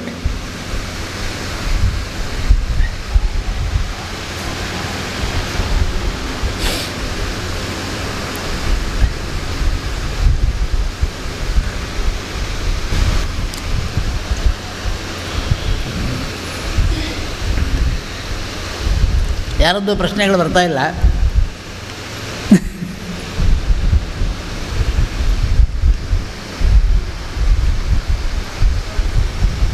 ನಮಗೆ ಒಬ್ರಿಗೊಬ್ರಿಗೆ ಕೇಳಲಿಕ್ಕೆ ಅಧೈರ್ಯ ಅಂತಲ್ಲ, ಆದರೂ ಒಬ್ಬರು ಹೋಗಿ ಹೇಳಿಕೊಡೋದಕ್ಕಿಂತ 4 ಜನ ಒಟ್ಟಿಗೆ ಹೋಗಿ ಹೇಳಿಕೊಟ್ರೆ ಸಂಘಟನೆಗೆ ಬಲ ಜಾಸ್ತಿ ಅಲ್ಲ, ಹಾಗೆ ಹೇಳಿಕೊಡ್ಬೋದು. ಅದೇ 4 ಜನ ನಿಮ್ಮಲ್ಲಿ 4 ಜನ 6 ಜನ ಹೀಗೆ ಕೂಡಿಸ್ಕೊಳ್ಳಿ, ಅದೆಷ್ಟೋ ಒಳ್ಳೆಯದು. ಒಬ್ಬರೇ ಹೋಗೋದಕ್ಕಿಂತ 4-6 ಜನ ಒಟ್ಟಾಗಿ ಹೋಗಿ, ನೀವು 4 ಜನ ಹೋದರೆ ಆ ಮನೆಯಲ್ಲಿ 1-2 ಜನ ಇರ್ತಾರೆ, ಆಗ ನೀವು 6 ಜನ ಆಗ್ತೀರಿ. ಆಗ ಅವ್ರು 6 ಜನ ಒಟ್ಟಾಗಿ ಹೋದ್ರೆ ಮತ್ತೊಂದು ಮನೇಲಿ 2 ಜನ ಸಿಕ್ಕಿದ್ರೆ 8 ಜನ ಆಗ್ತೀರಿ. ಹಾಗೆ ಸಂಘಟನೆ ದೊಡ್ಡದು ಮಾಡ್ತಾ ಹೋಗಿ, ದೊಡ್ಡದು ಮಾಡ್ತಾ ಹೋಗಿ ಹೆಚ್ಚು ಜನರಲ್ಲಿ ಅದ್ರಲ್ಲಿ ಆಸಕ್ತಿ ಹುಟ್ಟುತ್ತಾ ಹೋಗುತ್ತಾಗ. ಆಸಕ್ತಿಯನ್ನು ಹುಟ್ಟಿಸೋದಕ್ಕೆ ನೀವು ಹೆಚ್ಚು ಕಷ್ಟಪಡಬೇಕಾಗಿಲ್ಲ. ಪರಮಾವಧಿ ಒಂದು 6ರಿಂದ 8 ಕಾರ್ಯಕ್ರಮ ಮಾಡೋದ್ರೊಳಗೆ ನೀವು ಪೂರ್ಣ ಆಸಕ್ತರ ದಂಡನ್ನೇ ಕಟ್ಟಲಿಕ್ಕೆ ಸಾಧ್ಯ ಆಗುತ್ತೆ. ಮತ್ತು ಇನ್ನೊಂದು, ಈಗ ನಮಗೆ ಹೋಗಿ ಹೇಳಿಕೊಡ್ಲಿಕ್ಕೆ ಕೆಲವು ಸಲ ಮನೆಗಳು ಸಿಗದೇ ಇದ್ದರೆ ಮನೆಯಲ್ಲೇ ಆವತ್ತು ಪಾರಾಯಣ ಮಾಡ್ಬೋದಾ? ಮನೆಯಲ್ಲಿ ನಿತ್ಯ ನಿಮ್ಮ ಪಾರಾಯಣ ಮಾಡಿ ಅವಕಾಶ ಇದ್ದಾಗ. ಹೊರಗೆ ಇನ್ನೊಬ್ಬರ ಮನೆ ಹೋಗುವಾಗ ಒಂದು 3-4 ಜನ 5 ಜನ ಹೀಗೆ ಒಟ್ಟಾಗಿ ಹೋಗಿ ಮಾಡಿ. ನಿಮಗೂ ಧ್ವನಿಗೂ ಒಂದು ಬಲ ಬರ್ತದೆ, ಮತ್ತು ಅವರನ್ನು ನಿಮ್ಮ ಹತ್ರ ಸೆಳೆದುಕೊಳ್ಳೋದಕ್ಕೆ ಸುಲಭವಾಗುತ್ತೆ. ಅದರ ಮುಖೇನ ಸಂಘಟನೆ ದೊಡ್ಡದು ಮಾಡ್ತಾ ಹೋಗಬೇಕಾಗುತ್ತೆ, ಒಂದೇ ಸರಿ ಆಗೋದಿಲ್ಲ. ತಪ್ಪಿದ್ರೆ ಅಂತ ಹೆದರ್ತಾ ಇರ್ತಾರೆ. ಅವರಿಗೆ ನಾವು ಯಾವುದು ಈ ಮಂತ್ರ ಹೇಳಿದರೆ ತಪ್ಪು ಅಂದರೆ ತಪ್ಪಿದರೆ ಅದರಿಂದ ಅಡ್ಡ ಪರಿಣಾಮ ಆಗ್ತದೆ ಅಂತಲೇ ಕೇಳ್ತಾರೆ. ಹಾಗೆ ಅಲ್ಲ, ಅದಕ್ಕೆ ನಿನ್ನೆ ಕೆಲ ಹೇಳಿದ್ದೀನಿ. ಈಗ ಇನ್ನೂ ಸ್ಪಷ್ಟ ಉತ್ತರ ಸಿಗುತ್ತೆ ನಿಮಗೆ. ಈಗ ಅವ್ರು ಭಾಸ್ಕರ್ ಭಟ್ರು ಒಂಚೂರು ಬರಲಿ ಅಂತ ಕಾಯ್ತಾ ಇದ್ದೆ. ಇನ್ನೂ ಸ್ಪಷ್ಟವಾದ ಉತ್ತರ ಸಿಗುತ್ತೆ, ನೀವು ಅಧಿಕೃತವಾಗಿ ಹೇಳ್ಬೋದು, ಅದ್ರ ಬಗ್ಗೆ ಏನು ಚಿಂತೆ ಬೇಡ. ಅಲ್ಲ, ಯಾಕಂದರೆ ಹಿಂದೆ ನಾನು ಒಬ್ಬರಿಗೆ ನಾನೀಗ ನಿಮಗೆ ಈ ಪುಸ್ತಕ ಕೊಡಿಸಿದ್ದು ಅದಕ್ಕೆ. ಇದರಲ್ಲೇ ಶ್ರೀಸೂಕ್ತದಲ್ಲೇ ಬರ್ತಕ್ಕಂಥ ಒಂದು ಮಂತ್ರವು, ಅದಕ್ಕೆ ಮತ್ತು ಸ್ವಲ್ಪ ಹಿಂದೆ ಮತ್ತೊಂದು ಕಿಲಮಂತ್ರ ಇದೆ, ಅಲ್ಲಿ ವ್ಯತ್ಯಾಸ ಇದೆ. ಅದಕ್ಕಿಂತ ಮೂಲದಲ್ಲಿ ಮತ್ತೆ ಬೇರೆ ಬೇರೆ ಕಡೆಯಲ್ಲಿ ಬರ್ತದೆ. ಅಲ್ಲೆಲ್ಲ ಆ ಮಂತ್ರ ಒಂದೇ ಮಂತ್ರವು, ಅಕ್ಷರಗಳು ಯಾವುದೂ ವ್ಯತ್ಯಾಸ ಇಲ್ಲ, ಉದಾತ್ತ ಸ್ವರಿತಗಳ ವ್ಯತ್ಯಾಸವಿದ್ದು ಇದೆ. ನಿಮಗೆ ತೋರಿಸ್ಕೊಡ್ತೇನೆ, ನೀವೇನು ಹೆದರಬೇಡಿ. ಯಾಕಂದರೆ ತಪ್ಪಾಯಿತು ಅನ್ನೋ ಪ್ರಶ್ನೆ ಇಲ್ಲ. ಅಲ್ಲ, ನನಗಂದರೆ ಅನುಭವಕ್ಕೆ ಬಂದಿದೆ. ನಾನು ಬೆಂಗಳೂರಿನಲ್ಲಿ ಹೋದಾಗ ಒಬ್ಬರಿಗೆ ವಿಷ್ಣು ಸಹಸ್ರ ಹೇಳ್ತಾರೆ, ಅವರಿಗೆ ಅಷ್ಟು ವ್ಯಾಪ್ತವಾದ ಸಂಶೋಧನೆ ಅವ್ರ ಕೈಲಿಲ್ಲ, ಹಾಗಾಗಿ ಅವ್ರು ಹೇಳ್ತಾರೆ. ಅದನ್ನು ನೋಡಿದರೆ ಗೊತ್ತಾಗುತ್ತೆ. ಈಗ ಇದರಲ್ಲೇ ನೋಡಿ, ನಿಮಗೆ ಪುಸ್ತಕ ಕೊಟ್ಟಿದ್ದೆ ನೋಡಿ, ತಗೊಳ್ಳಿ. ಅಲ್ಲಿ ಒಂದು ಮಂತ್ರ ಬರ್ತದೆ, ಯಾವುದು ವರ್ಷಂತು ತೇ ವಿಭಾವರಿ ದಿವೋಬ್ರಸ್ಯ ವಿದ್ಯುತಾ ರೋಂತು ಸರ್ವಬೀಜಾನ್ ನಿಮಬ್ರಹ್ಮ ದ್ವಿಷೋಜಹಿ ಅಂತ. ಆ ಮಂತ್ರ ಅಲ್ಲಿಂದ 2 ಪುಟ ಹಿಂತೆಗಳಿ ಪುನಃ ಅಲ್ಲಿ ಅದೇ ಮಂತ್ರ ಇದೆ. ವರ್ಷಂತು ತೇ ವಿಭಾವರಿ ದಿವೋಬ್ರಸ್ಯ ವಿದ್ಯುತಃ ರೋಹಂತು ಸರ್ವಬೀಜಾನ್ ನಿಮಬ್ರಹ್ಮ ದ್ವಿಷೋಜಹಿ ಅಂತ. ಅಲ್ಲಿ 2 ಸಲ ಸ್ವಾಮೀಜಿ 84ನೇ ಸೂಕ್ತವನ್ನು ಆಧರಿಸಿದ ಮಂತ್ರ ಇದು. ಈ ಸೂಕ್ತಕ್ಕೆ ಆಧರಿಸಿದ ಪೃಥ್ವಿ ತತ್ವದ ಆಧರಿಸಿದ ಮಂತ್ರ, ಶ್ರೀ ತತ್ವ ಆಧರಿಸಿದ್ದು. ಇದು ಪೃಥ್ವಿ ತತ್ವ ಆಧರಿಸಿದ ಮಂತ್ರ. ಇಲ್ಲಿ ನೋಡಿ, ಈ ಸೂಕ್ತದ ಕೊನೆಯಲ್ಲಿ ಹೇಳುವ ಮಂತ್ರ ಅಂತ ಬರುತ್ತೆ. ಇಲ್ಲಿ ಪೃಥ್ವಿ ತತ್ವನ ಆಧರಿಸಿ ಬೆಳೀತಾ ಬರ್ತಾ ನಿರ್ಷಿಪತಿ ಈ ಮಂತ್ರದಲ್ಲಿ ಇದು ಹೀಗೆ ಬಳಸಲ್ಪಡ್ತದೆ. ಇದು ಶ್ರೀ ಸೂಕ್ತದಲ್ಲಿ ಬಳಸಲ್ಪಡ್ತದೆ. ಶ್ರೀ ಸೂಕ್ತದಲ್ಲಿ ಬಳಸುವಾಗ ಈ ಮಂತ್ರ ಹೀಗೆ ಬರುತ್ತೆ. ವರ್ಷಂತು ತೇ ವಿಭಾವರಿ ದಿವೋ ಅಭ್ರಸ್ಯ ವಿದ್ಯುತಃ ಅಂತ ಬರುತ್ತೆ. ಅದು ಇಲ್ಲಿ ತಗೊಂಡಾಗ ವರ್ಷ ಅಂತೂ ತೇ ವಿಭಾವರಿ ಯಾವುದಕ್ಕೂ ಇಲ್ಲ, ಅಲ್ಲಿ ದಿವೋ ಅಭ್ರಸ್ಯ ವಿದ್ಯುತಃ ಅಂತ ಬರುತ್ತೆ. ರೋಹಂತು ಸರ್ವ ಬೀಜಾರ್ಣ್ಯಮ ಬ್ರಹ್ಮದ್ವಿಷೋದಿಹಿ ಅಂತ ಬರುತ್ತೆ. ಇಲ್ಲಿ ನಮ ಬ್ರಹ್ಮದ್ವಿಷೋದಿಹಿ, ರೋಹಂತು ಸರ್ವ ಬೀಜಾರ್ಣ್ಯಮ ಬ್ರಹ್ಮದ್ವಿಷೋದಿಹಿ. ವ್ಯತ್ಯಾಸ ಇದೆ. ಹಾಗೆ ಒಂದೇ ಮಂತ್ರ, ಅಕ್ಷರ ಯಾವುದು ವ್ಯತ್ಯಾಸ ಇಲ್ಲ, ಶಬ್ದ ವ್ಯತ್ಯಾಸ ಇಲ್ಲ. ಉದಾತ್ತ ಸತ್ಯದಿಂದ ಅರ್ಥ ವ್ಯತ್ಯಾಸವಾಗಿ ಪೃಥ್ವಿ ತತ್ವವನ್ನು ಶ್ರೀತತ್ವವು ಬೇರೆ ಬೇರೆ ಅನ್ನೋದು ತೋರಿಸಿಕೊಡ್ತದೆ. ಇದಿಷ್ಟಲ್ಲ, ಇನ್ನು ಇದೇ ಋಗ್ವೇದದಲ್ಲೇ ಮತ್ತು 4 ಕಡೆಯಲ್ಲಿ ಬೇರೆ ಬೇರೆ ರೀತಿಯಲ್ಲಿ ಬಳಕೆಯಾಗಿದೆ ಈ ಮಂತ್ರ.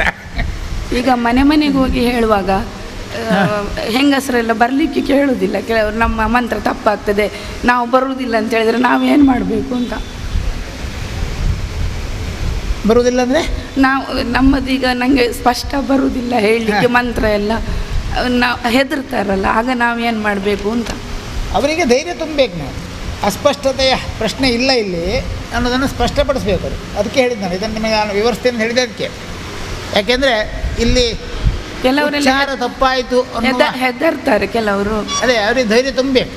ನೀವು ಹೇಳಿ ತೋರಿಸ್ತೀವಿ, ಯಾವ ರೀತಿ ತುಂಬಿಸಬೇಕು ಅಂತ ಗೊತ್ತಿಲ್ಲ. ಅದೇ ನೀವು ಹೇಳ್ತಾ ಹೋದಾಗ ಗೊತ್ತಾಗತ್ತೆ ನಿಮ್ಗೆ. ಅದು ನೀವೊಂದು 4 ಮನೆಯಲ್ಲಿ ಪ್ರೋಗ್ರಾಮ್ ಮಾಡ್ತಾರೆ, ನಿಮಗೆ ಅದರದ್ದೇ ಆದ ಧೀಮಂತಿಕೆ ಬರ್ತದೆ ಸಹಜವಾಗಿ.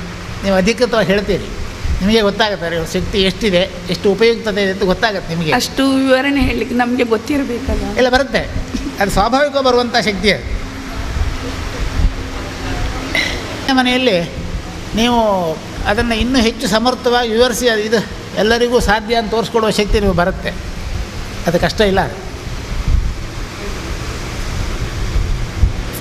ಈಗ ನಮ್ಮ ಮಹಿಳಾ ಮಂಡಲದ ಅಧ್ಯಕ್ಷರು ಹೇಳಿದ ಇದಕ್ಕೆ ಒಂದು ಸಲಹೆ ಅಂತ ಹೇಳಿದರೆ, ಇನ್ನೊಂದು ವಾರ ಅಥವಾ 10 ದಿವಸದಲ್ಲಿ ಅವರೆಲ್ಲರದನ್ನು ಸಂತೆ ಹೊಡೆದುಕೊಂಡು ಅಭ್ಯಾಸ ಮಾಡಿಕೊಂಡು ಪುನೊಮ್ಮೆ ತಮಗೆ ಪಾಠ ಒಪ್ಪಿಸುವ ಹಾಗೆ ಒಂದು ವ್ಯವಸ್ಥೆ ಆದರೆ ಒಳ್ಳೆದಿತ್ತು ಅಂತ ನನ್ನ. ಅಲ್ಲ, ಇವತ್ತೇ ಈಗ ಪಾಠ ಒಪ್ಪಿಸಿದ್ದಾರೆ ಸುಮಾರೆಲ್ಲ ಒಂದು ರೀತಿಯಲ್ಲಿ ಕರೆಕ್ಟ್ ಇದೆ. ಇನ್ನೂ ಅಭ್ಯಾಸ ಆಗಬೇಕು ಇನ್ನೂ ಅಷ್ಟೇ. ಅಷ್ಟು ಬಿಟ್ಟರೆ ನಿಮ್ಮಲ್ಲಿ ನ್ಯೂನತೆಗಳೇನು ಕಂಡಿಲ್ಲ. ಅದಕ್ಕೆ ಒಂದು ಸರಿ ಹೇಳಿ ಅಂತ ಹೇಳಿದ್ದೆ. ಅದಕ್ಕೆ ವ್ಯತ್ಯಾಸ ಚೂರ್ಪಾರು ನಿಮಗೆ ಹೇಳುವಾಗ ವ್ಯತ್ಯಾಸ ಅನಿಸಿರ್ಬೋದು, ನ್ಯೂನತೆ ಅಲ್ಲ ಅದು. ಯಾವುದೇ ನ್ಯೂನತೆ ನೀವು ಹೇಳಿದ್ರಲ್ಲಿ ಕಂಡು ಬಂದಿಲ್ಲ. ಅಥವಾ ಯಾವುದೋ ಒಂದು ವಿಪರೀತ ಪರಿಣಾಮ ಆಗತಕ್ಕಂಥ ಅಥವಾ ವಿಕೃತ ಪ್ರಯೋಗ ಆಗತಕ್ಕಂಥ ವಿಧಿಗಳು ಯಾರ ಧ್ವನಿಯಲ್ಲೂ ಬಂದಿಲ್ಲ. ಯಾಕಂದರೆ ಅಲ್ಲಿ ಸದ್ಭಾವ ಇದ್ದಾಗ ಬರುವುದಿಲ್ಲ. ನಾನು ಮೊನ್ನೆ ಹೇಳಿದ್ದೇನೆ, ಭಾವವೇ ಪ್ರಧಾನ, ಬಹಳ ಮುಖ್ಯ ಅಂತ. ನಿಮ್ಮಲ್ಲೆಲ್ಲ ಆ ಸದ್ಭಾವ ಇದೆ, ಹಾಗಾಗಿ ವಿಕೃತ ಪರಿಣಾಮ ಆಗೋ ತರಂಗ ಪ್ರೇಷಣೀಯ ಆಗೋದಿಲ್ಲ. ಸರಿಯಾಗಿದೆ. ಹೇಳೋದು ಅಭ್ಯಾಸ ಏನು ಸ್ವಲ್ಪ ಜಾಸ್ತಿ ಮಾಡಿ, ಬೇಡ ಅಂತಲ್ಲ. ಜಾಸ್ತಿ ಮಾಡಿದಾಗ ಸಹಜವಾಗಿ ನಿಮ್ಮಲ್ಲಿ ನಿಮ್ಮದೇ ಆದ ಧೀಶಕ್ತಿ ಬರ್ತದೆ. ನೀವು ಅದನ್ನು ಆಗ ಅಧಿಕೃತವಾಗಿ ಹೇಳ್ತೀರಿ, ಕಷ್ಟ ಆಗೋದಿಲ್ಲ. ಅಲ್ಲಿವರೆ ಸ್ವಲ್ಪ ನಿಮಗೆ ನಿಮ್ಮದೇ ಆದ ಒಳಕು ತಪ್ಪಲ್ಲ ಅದು. ಅದು ಅಳುಕು ಅನ್ನೋದಕ್ಕಿಂತಲೂ ಹೆಚ್ಚು ಅಂತ ಹೇಳಿದರೆ ಸದ್ಭಾವ ಇದ್ದಲ್ಲಿ ಗೌರವವಿರ್ತದೆ. ವೇದ ಮಂತ್ರದ ಬಗ್ಗೆ ನಿಮಗಿರುವ ಗೌರವ ನಿಮ್ಮನ್ನು ತಪ್ಪು ಹೇಳ್ತೇನೋ ಅನಿಸುವಂಥ ಒಂದು ಕಲ್ಪನೆ ಅಂತ ತಗೊಂಡು ಹೋಗಿದೆ. ಅಷ್ಟು ಬಿಟ್ಟರೆ ಮತ್ತೇನೂ ಆಗಿಲ್ಲ. ಅದು ಸರಿಯಾಗುತ್ತೆ. ಅದು ಅದ್ರ ಬಗ್ಗೆ ಚಿಂತೆ ಬೇಡ.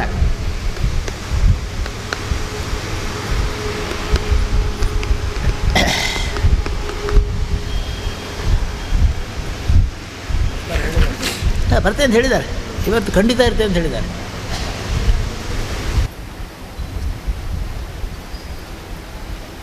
ತಂತ್ರಿಗಳೆಲ್ಲ ಸ್ವಲ್ಪ ಮುಂದೆ ಬರ್ಬೋದು, ಹಿಂದೆ ಕೂತ್ಬಿಟ್ಟಿದ್ದಾರೆ.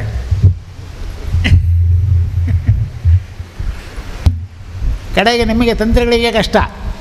ಯಾಕಂದರೆ ಇವರೆಲ್ಲ ಶ್ರೀ ಸೂಕ್ತವನ್ನು ಸಾಧಿಸಿ ನಿಮ್ಮ ಮುಂದೆ ಬಂದು ನಿಂತರೆ ನಿಮ್ಮ ಕೈಲಿ ಏನೂ ಆಗದಿದ್ರೆ ಕಷ್ಟ. ಅದಕ್ಕೆ ನೀವು ಸ್ವಲ್ಪ ಮುಂದೆ ಬಂದು ಶ್ರೀ ಸೂಕ್ತ ಸಾಧನೆಯ ಪ್ರಯತ್ನ ಮಾಡೋದು ಒಳ್ಳೆಯದು. ಎಲ್ಲ ನೋಡಿ ಹಿಂದೆ ಸಾಲಾಗಿ ಹೋಗಿ ಕೂತಿದ್ದಾರೆ, ಮುಂದೆ ಬರೋಕೇನವರಿಗೆ.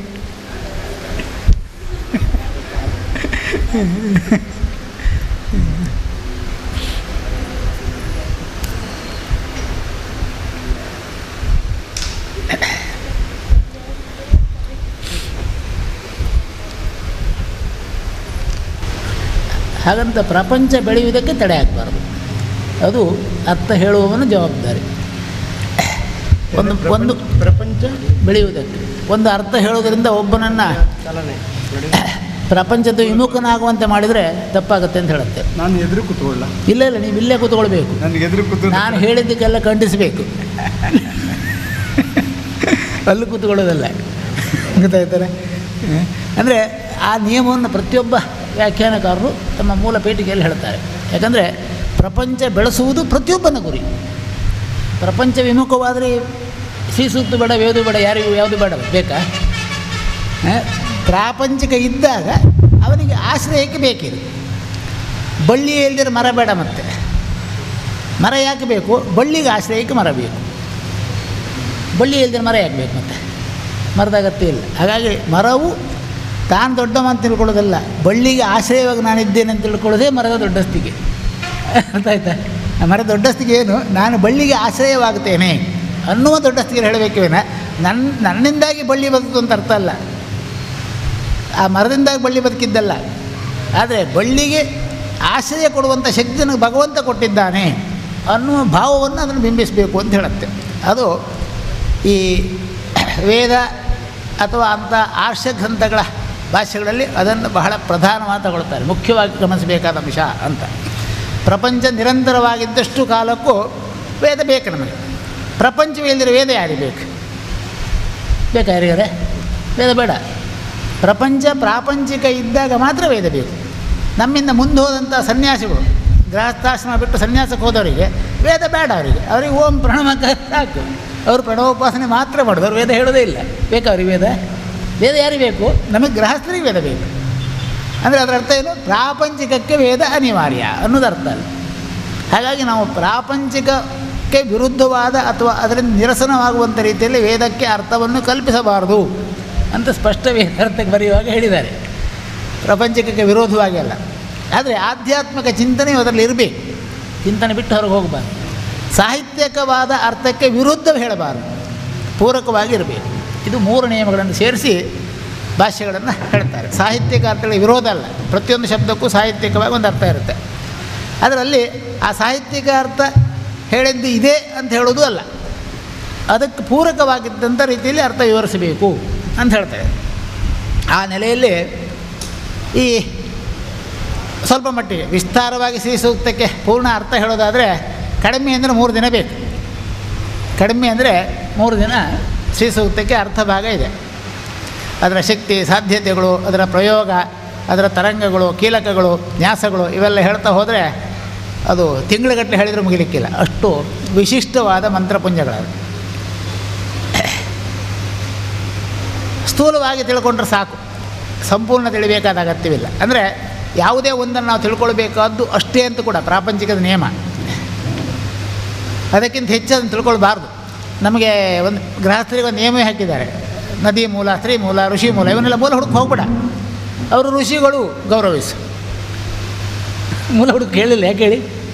ಅದಕ್ಕಾಗಿ ಅಲ್ಲಿ ಅದನ್ನು ಮೂಲ ಹುಡುಕ್ತಾ ಹೋದರೆ ನಮಗೆ ನೆಲೆ ಆಗೋದಿಲ್ಲ, ತೀರ್ಮಾನ ಆಗೋದಿಲ್ಲ ಅವೆಲ್ಲ. ಹಾಗಾಗಿ ತೀರಾ ಮೂಲದ ಅರ್ಥ ಅಗತ್ಯವಿಲ್ಲ. ಅದು ಪ್ರಾಪಂಚಿಕ ದೃಷ್ಟಿಯಿಂದ ನಮಗೆ ಹೇಗೂ ಪೂರಕ ಅನ್ನುವಷ್ಟಕ್ಕೆ ಮಾತ್ರ ಅರ್ಥವ್ಯಾಪ್ತಿಯನ್ನು ತಿಳ್ಕೊಳ್ಬೇಕು ಅಂತ ಹೇಳೋದು ನಿಯಮ. ಅದರಂತೆ ಮಂತ್ರ, ಈಗ 15 ಮಂತ್ರಗಳು ಒಂದು ಭಾಗ,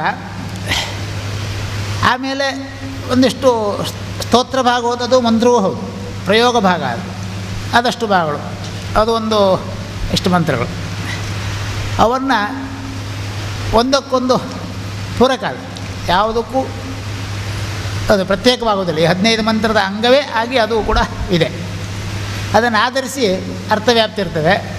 ನಿರಂಜನ ಭಟ್ರು ಒಂದು ಸಾರಿ ಮಂತ್ರ ಹೇಳ್ತಾರೆ, ಭಾಸ್ಕರ್ ಭಟ್ರು ಸಾಹಿತ್ಯಿಕವಾದ ಅರ್ಥವನ್ನು ಹೇಳ್ತಾರೆ, ಆಮೇಲೆ ಅದರ ವ್ಯಾಖ್ಯಾನವನ್ನು ನಾನು ಹೇಳ್ತೇನೆ. ನಾನು ಹೇಳೋದಿಲ್ಲ, ಸ್ವಲ್ಪ ಹೇಳಿ. ನೀವು ಅದ್ರಿಗೆ ಯಾಕೆ ಸಂತೋಷ ಪಡ್ತೀರಿ?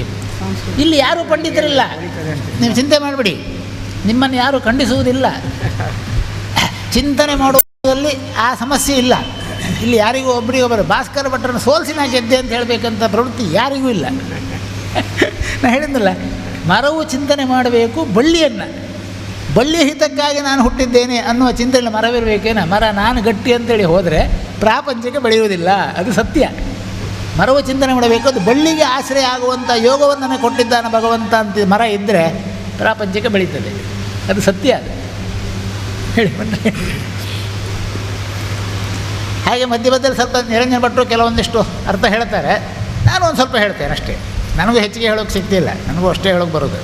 ಶ್ರೀ ಗುರುಭ್ಯೋ ನಮಃ. ಹರಿ ಓಂ.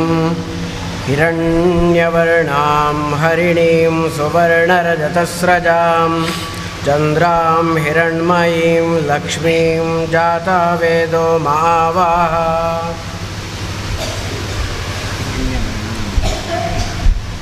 ಒಂದು ಸ್ವಲ್ಪ ಹೇಳಿ, ಸಾಹಿತ್ಯಿಕವಾಗಿ ಎಷ್ಟು ಹೇಳುತ್ತೆ ಅಂತಾರು ಹೇಳಿ. ಅದಕ್ಕೇನು ನಿಮ್ಗೆ ಯಾಕೆ ಸಂಕೋಚ? ಅಗತ್ಯವಿದ್ದ ಪಾಯಿಂಟನ್ನು ಪಾಯಿಂಟ್ ಮಾಡ್ಕೊಳ್ಳಿ ಪುಸ್ತಕದಲ್ಲಿ, ಆಮೇಲೆ ಅದ್ರ ಬಗ್ಗೆ ಮತ್ತೆ ಪ್ರಶ್ನೆಗಳು ಈ ಕಡೆಗೆ, ತೊಂದರೆ ಇಲ್ಲ. ಬೇಕಾದ್ರೆ 10 ಗಂಟೆ ರಾತ್ರಿ ಆಗಲಿ ಬೇಕಾದ್ರೆ. ಈ ಸೂಕ್ತ ಭಾಗದಲ್ಲಿ ಲಕ್ಷ್ಮಿಯನ್ನು, ಸಂಪತ್ತಿನ ಅಧಿದೇವತೆಯನ್ನು ಸ್ತುತಿಸುವಂತಹ ಪ್ರಯತ್ನವನ್ನು ಋಷಿಮುನಿಗಳು ಕಂಡುಕೊಂಡಿದ್ದಾರೆ. ಹಿರಣ್ಯವರ್ಣಾಂ ಹರಿಣೀಂ ಸುವರ್ಣ ರಜತಸ್ರಜಾಂ ಚಂದ್ರಾಂ ಹಿರಣ್ಮಯೀಂ ಲಕ್ಷ್ಮೀಂ ಜಾತವೇದೋ ಆವಹ. ಆವಹ, ನನ್ನಲ್ಲಿ ಬಂದು ಸೇರ್ಕೋ. ಏನು ಸೇರ್ಕೊಳ್ಬೇಕು ಅಂತಂದರೆ, ಎಲ್ಲ ಸಂಪತ್ತಿನ ಮೂಲವಾದ, ಸಂಪತ್ತುಗಳಿಗೆ ಒಡೆತಿಯಾದಂತಹ ಆ ಲಕ್ಷ್ಮಿ ನನ್ನಲ್ಲಿ ಆವಾಸ ಸ್ಥಾನವಾಗಿರಲಿ, ನನ್ನಲ್ಲಿರಲಿ. ಅವಳು ಹೇಗಿದ್ದಾಳೆ ಅಂತಂದರೆ, ಹಿರಣ್ಯವರ್ಣಾಂ ಹರಿಣೀಂ, ಬಂಗಾರದ ಮೈಕಾಂತಿಯನ್ನು ಹೊಂದಿದ್ದಾಳೆ. ಹರಿಣೀಂ, ಚಂಚಲ ಸ್ವರೂಪ. ಹರಿಣಿ ಅಂದರೆ ಸಂಸ್ಕೃತದಲ್ಲಿ ಜಿಂಕೆ ಅಂತ ಅರ್ಥ. ಜಿಂಕೆಗೆ ಚಂಚಲತ್ವ ಇದೆ. ಸಂಪತ್ತು ಯಾವಾಗಲೂ ಚಂಚಲತ್ವದಿಂದ ಇರೋದು. ಸಂಪತ್ತು ಯಾವನಲ್ಲಿಯೂ ಸ್ಥಿರವಾಗಿದೆ. ಮನೋ ಮಧುಕರೋ ಮೇಘೋ ಮಾನಿನಿ ಮದನೋ ಮರುತ್ ಮಾ ಮದೋ ಮರ್ಕಟೋ ಮತ್ಸ್ಯೋ ಮಕಾರಾಹ ದಶಚಂಚಲಾಹ.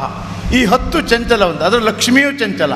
ಅಂತಹ ಚಂಚಲ ಸ್ವರೂಪಳಾದ ಹಿರಣ್ಯವರ್ಣಳಾದಂತಹ ನಾವು ಆರಾಧನೆ ಮಾಡಿದರೆ ಎಲ್ಲ ಬಗೆಯ ಸುವರ್ಣವನ್ನು ಕೊಡುವ. ಸುವರ್ಣ ಅಂದರೆ ಒಂದು ಬಂಗಾರ ಅಂತ ಅರ್ಥ. ನಮ್ಮ ಬದುಕಿಗೆ ಹೊಸ ಬಣ್ಣವನ್ನು, ಹೊಸತನವನ್ನು ಕೊಡುವಂತಹ ಆ ಲಕ್ಷ್ಮಿ ಅವಳು ನನ್ನಲ್ಲಿರಲಿ. ಚಂದ್ರಾಂ, ಚಂದ್ರಾಂ ಅಂತಂದರೆ ಚಂದ್ರನಂತಹ ಪ್ರಭೆಯುಳ್ಳವಳು. ಅಂತಹ ಎಲ್ಲ ಸಂಪತ್ತಿನ ಒಡತಿಯಾದಂತಹ ಲಕ್ಷ್ಮಿ ನನ್ನಲ್ಲಿ ಆವಾಸ ಸ್ಥಾನವಾಗಿರಲಿ. ಇದು ಮೇಲ್ನೋಟಕ್ಕೆ ಸಂಸ್ಕೃತ ಶಬ್ದದ ಸಾಹಿತ್ಯಿಕವಾದ ಅರ್ಥ. ಮೊದಲು ತಿಳಿದುಕೊಳ್ಬೇಕಾದ್ದು ಅಷ್ಟನ್ನೇ. ಸಾಹಿತ್ಯಿಕವಾಗಿ ಅದು ಏನು ಹೇಳ್ತದೆ ಅನ್ನೋದನ್ನು ನಾವು ಸ್ಪಷ್ಟ ಅರ್ಥ ಮಾಡಿಕೊಳ್ಬೇಕು. ಹಾಗೆ ಅದರ ಬಗ್ಗೆ ಅಷ್ಟೇ ಪೂಜ್ಯ ಗೌರವ ಭಾವನೆ ಇರಬೇಕು. ಸಾಹಿತ್ಯಿಕ ಅರ್ಥ ಖಂಡಿತ ಯಾವತ್ತೂ ನಿಷೇಧ ಅಲ್ಲ. ಯಾಕೆ ಅದನ್ನು ಯಥಾವತ್ತ ಕಾಯ್ದುಕೊಂಡು ಬರಲಿಕ್ಕಾಗೋದು ಸಾಹಿತ್ಯಿಕ ಅರ್ಥದಿಂದ ಮಾತ್ರ ಸಾಧ್ಯ. ಎಲ್ಲರೂ ನಾಳೆ ಇನ್ನೊಂದು ರೀತಿ ಬರೀಬೋದು ಅದನ್ನು. ಯಾವಾಗ ಸಾಹಿತ್ಯಿಕ ಅರ್ಥದ ಬಂದು ಮೂಲದಲ್ಲಿ ಸೂತ್ರವಿದೆ, ಶ್ಲೋಕವಿದೆ, ಅದು ಯಥಾವತ್ತಾಗಿ ಉಳಿದು ಬರುತ್ತೆ. ಯಾವುದೇ ಕಾರಣಕ್ಕೂ ಬದಲಾಯಿಸೋಕ್ಕಾಗೋದಿಲ್ಲ, ಹಾಗೇ ಇರ್ತದೆ. ನಂತರ ನಿಮಗೆ ಪ್ರಯೋಗಕ್ಕೆ ಬೇಕಾದಾಗ ಅಥವಾ ಯಾವುದೋ ಒಂದು ಉದ್ದೇಶಕ್ಕೆ ಬೇಕಾದಾಗ ಅದರ ಅರ್ಥ ವ್ಯತ್ಯಾಸ ಮಾಡುವಂತೆ ಅದಕ್ಕೆ ಕೊಡುವಂಥದ್ದು ಚಿಹ್ನೆಗಳು. ಅರ್ಥ ವ್ಯತ್ಯಾಸ ಮಾಡಿಕೊಳ್ಳಿಕ್ಕಾಗತ್ತೆ. ಹಾಗಾಗಿ ಉದಾತ್ತ, ಸ್ವರಿತ ಇವೆಲ್ಲ ಬಂತು. ಉದಾತ್ತ ಸ್ವರಿತಗಳನ್ನ ಆಧರಿಸಿ ಸಾಹಿತ್ಯಿಕ ಅರ್ಥ ಮಾಡೋದಿಲ್ಲ. ಮಾಡ್ತಾರಾ? ಇಲ್ಲ. ಹಿರಣ್ಯ ಅಷ್ಟೇ, ಅದು ಹಿರಣ್ಯ ಅಂಥೇಳಿ ಅಥವಾ ಹಿರಣ್ಯ ಅಂಥೇಳಿ ಅರ್ಥ ಅದೇ, ಸಾಹಿತ್ಯಿಕವಾಗಿ ಅದೇ ಅರ್ಥ ಆಗುವಂಥದ್ದು. ಆದರೆ ಅದರ ಮೂಲದ ಇತರೆ ಉದ್ದೇಶಕ್ಕಾಗಿ ಅರ್ಥ ವ್ಯತ್ಯಾಸಗೊಳಿಸುವಾಗ ಮಾತ್ರ ಅದು ಹಿರಣ್ಯವರ್ಣಾಂ ಹರಿಣೀಂ ಅಂತ ಬರುತ್ತೆ. ಇಲ್ಲಿ ಏನಾಯಿತು?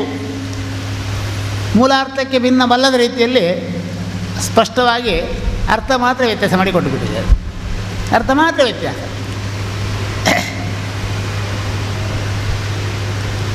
ಚಿನ್ನ ಹಿರಣ್ಯ ಅನ್ನುವ, ಚಿನ್ನಕ್ಕೂ ಹಿರಣ್ಯ ಅಂತ ಹೇಳ್ತಾರೆ. ಅದು ಸಾಹಿತ್ಯಿಕವಾಗಿ ಚಿನ್ನ ಅಂತೇ ಗುರುಸಿದೆ.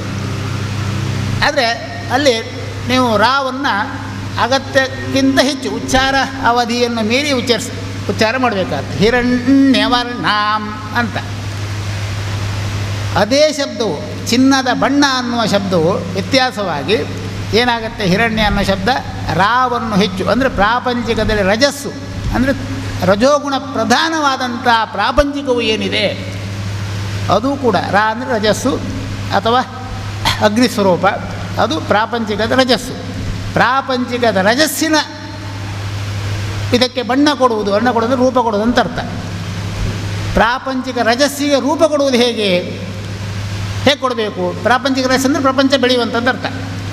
ಪ್ರಪಂಚ ಬೆಳೆಯುವಂತೆ ಅದಕ್ಕೆ ಆ ರಜಸ್ಸಿಗೆ ರೂಪ ಕೊಡುವುದು ಹೇಗೆ? ಸುವರ್ಣ ರಜತಸ್ರಜಾಂ, ಸುವರ್ಣ ರಜಗಳಲ್ಲಿ ಚಿನ್ನದ ಪುಡಿ ಯಾವ್ಯಾವ ಬಣ್ಣದಲ್ಲೂ ಹುಟ್ಟಿರ್ತಾರೆ, ಯಾವ್ಯಾವ ಬಣ್ಣದ ವಸ್ತುಗಳಿರ್ತವೆ, ಆದರೆ ಎಲ್ಲವೂ ಚಿನ್ನದ ಬಣ್ಣ ಲೇಪವಾಗಬೇಕು, ಅದಕ್ಕೆ ರಜ ಲೇಪವಾಗಬೇಕು. ಅಂದರೆ ಅರ್ಥ ಏನು? ಚಿನ್ನದ ಬಣ್ಣದ ಲೇಪ ಆಗಬೇಕು. ಚಿನ್ನ ಎಲ್ಲರಿಗೂ ಅಪೇಕ್ಷೆ ಇದೆ, ಎಲ್ಲರಿಗೂ ಅದ್ರ ಬಗ್ಗೆ ಇಷ್ಟ ಇದೆ. ಹಾಗಾಗಿ ಅದೇ ಬಣ್ಣದಿಂದ ಎಲ್ಲವೂ ಕಂಡ್ರೆ ಎಲ್ಲವೂ ಎಲ್ಲರಿಗೂ ಸಮಾನ ಆಗೋದಿಲ್ವಾ?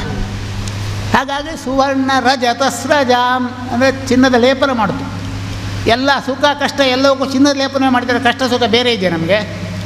ಎಲ್ಲ ಒಂದೇ ತಾನೆ? ಇಲ್ಲ, ಸುವರ್ಣ ರಜತಸ್ರಜಾಂ, ಸುವರ್ಣ ಮತ್ತು ರಜತದ ಲೇಪ ಆಗಬೇಕು. ಅಲ್ಲಲ್ಲ, ರಜತ ಅಲ್ಲ, ಅಲ್ಲಿ ರಜ, ಸುವರ್ಣ ರಜ ತಸ್ರಜಾಂ, ಲೇಪನ ಮಾಡು. ಗೊತ್ತಾಯ್ತಲ್ಲ?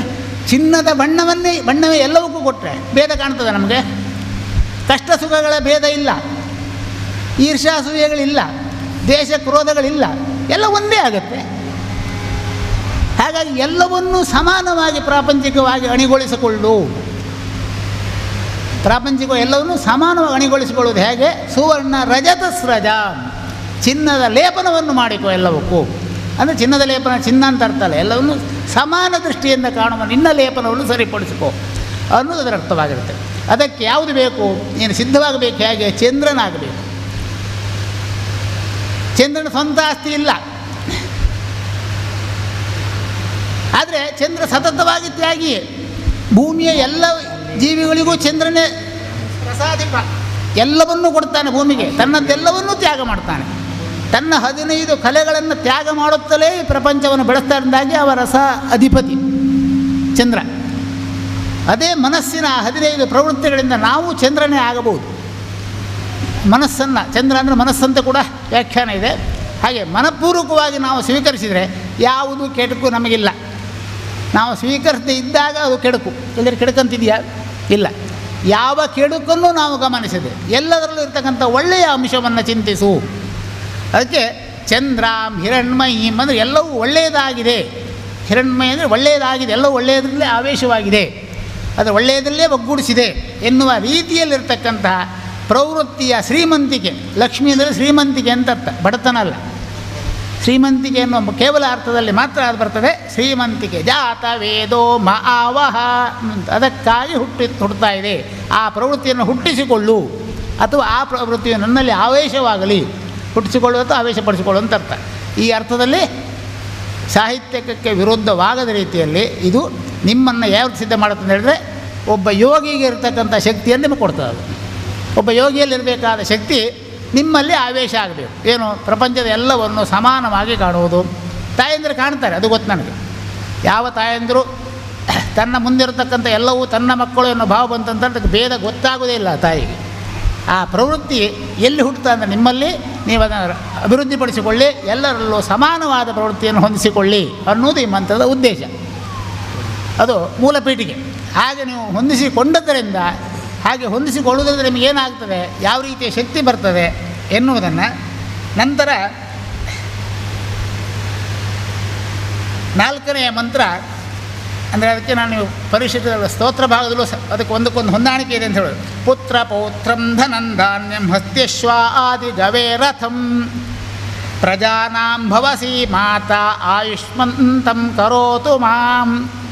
ನಿಮ್ಮ ಹೇಗಿರುತ್ತೆ ನಿಮ್ಮ ಪ್ರವೃತ್ತಿ? ಈ ಸಂಪತ್ತನ್ನು ಹೇಳುವ ರೀತಿಯಲ್ಲಿ ಹೇಳಿದ್ದು, ಪುತ್ರ ಪೌತ್ರ ಧನ ಧಾನ್ಯ ಅಂತೆಲ್ಲ. ಅಂದರೆ ಅವು ಎಲ್ಲವೂ ಎಲ್ಲರಲ್ಲೂ ಸಮಾನವಾಗಿರಲಿ, ಯಾರಿಗೂ ಕೊರತೆ ಅನ್ನೋದು ಇರಬಾರ್ದು ಅಂದು ಹೇಳುವ ಭಾವನೆ ಹುಟ್ಟುವುದು ತಾಯಿಯಲ್ಲಿ ಮಾತ್ರ. ಅದಕ್ಕೆ ಮಾತಾ ಆಯುಷ್ಮಂತಂ ಕರೋತು ಮಾಂ, ಹೆಚ್ಚು ವರ್ಷ ನನ್ನ ಕಣ್ಣು ಮುಂದೆ ಬದುಕಲಿ ಅಂತ ಅದರ ಅರ್ಥ ಅಷ್ಟೇ. ಅಂದರೆ ಎಲ್ಲರಿಗೂ ಯಾವುದೇ ಕೊರತೆ ಆಗದ ಒಂದು ಕ್ಷಣಕ್ಕಲ್ಲ, ಅಥವಾ ಯಾರೋ ಒಬ್ಬ ಕೊಟ್ಟು ತೃಪ್ತಿಪಡಿಸೋದಲ್ಲ, ಅವರವರಲ್ಲಿ ಅದು ಪ್ರವೃದ್ಧಮಾನಕ್ಕೆ ಬರಲಿ. ಕೊಡುವುದಲ್ಲ, ಕೊಡಬೇಕಾದ ಅಗತ್ಯ ಇಲ್ಲ ಅಲ್ಲಿ. ಅವರವರಲ್ಲೇ ಆ ಪ್ರವೃದ್ಧಮಾನಕ್ಕೆ ಬರಲಿ. ಎಲ್ಲರಲ್ಲೂ ಸಂಪತ್ತು, ಪುತ್ರ ಪೌತ್ರ ಇತ್ಯಾದಿ ಏನು ಸಂಪತ್ತು ಅಂತ ಹೇಳೋದಿದೆ, ಆ ಸಂಪತ್ತೆಲ್ಲವೂ ಸಮೃದ್ಧವಾಗುವಂತೆ ನಾನು ತಾಯಿಯಾಗಿ ಹರಿಸುತ್ತೇನೆ ಅನ್ನುವ ಅರ್ಥದ ಪೂರಕತೆ ಅಲ್ಲಿ ಮಂತ್ರದಲ್ಲಿ ಸಿಗ್ತದೆ ನಿಮಗೆ. ಇಷ್ಟೇ ಸಾಕು, ಇನ್ನೂ ಉದ್ದ ಮಾಡಿದರೆ ಸಾಯಂಕಾಲ ನಾಳೆವರೆಗೆ ಮುಗಿಯೋದಲ್ಲ. ಇದಕ್ಕೆ ಈಗ ಭಾಸ್ಕರ ಭಟ್ರದ್ದು ಏನಾರೆ ಕ್ರಾಸ್ ಕ್ವಶನ್ ಇದ್ದರೆ ಕೇಳ್ಬೋದು, ನಂತರ ನೀವು ಕೇಳ್ಬೋದು.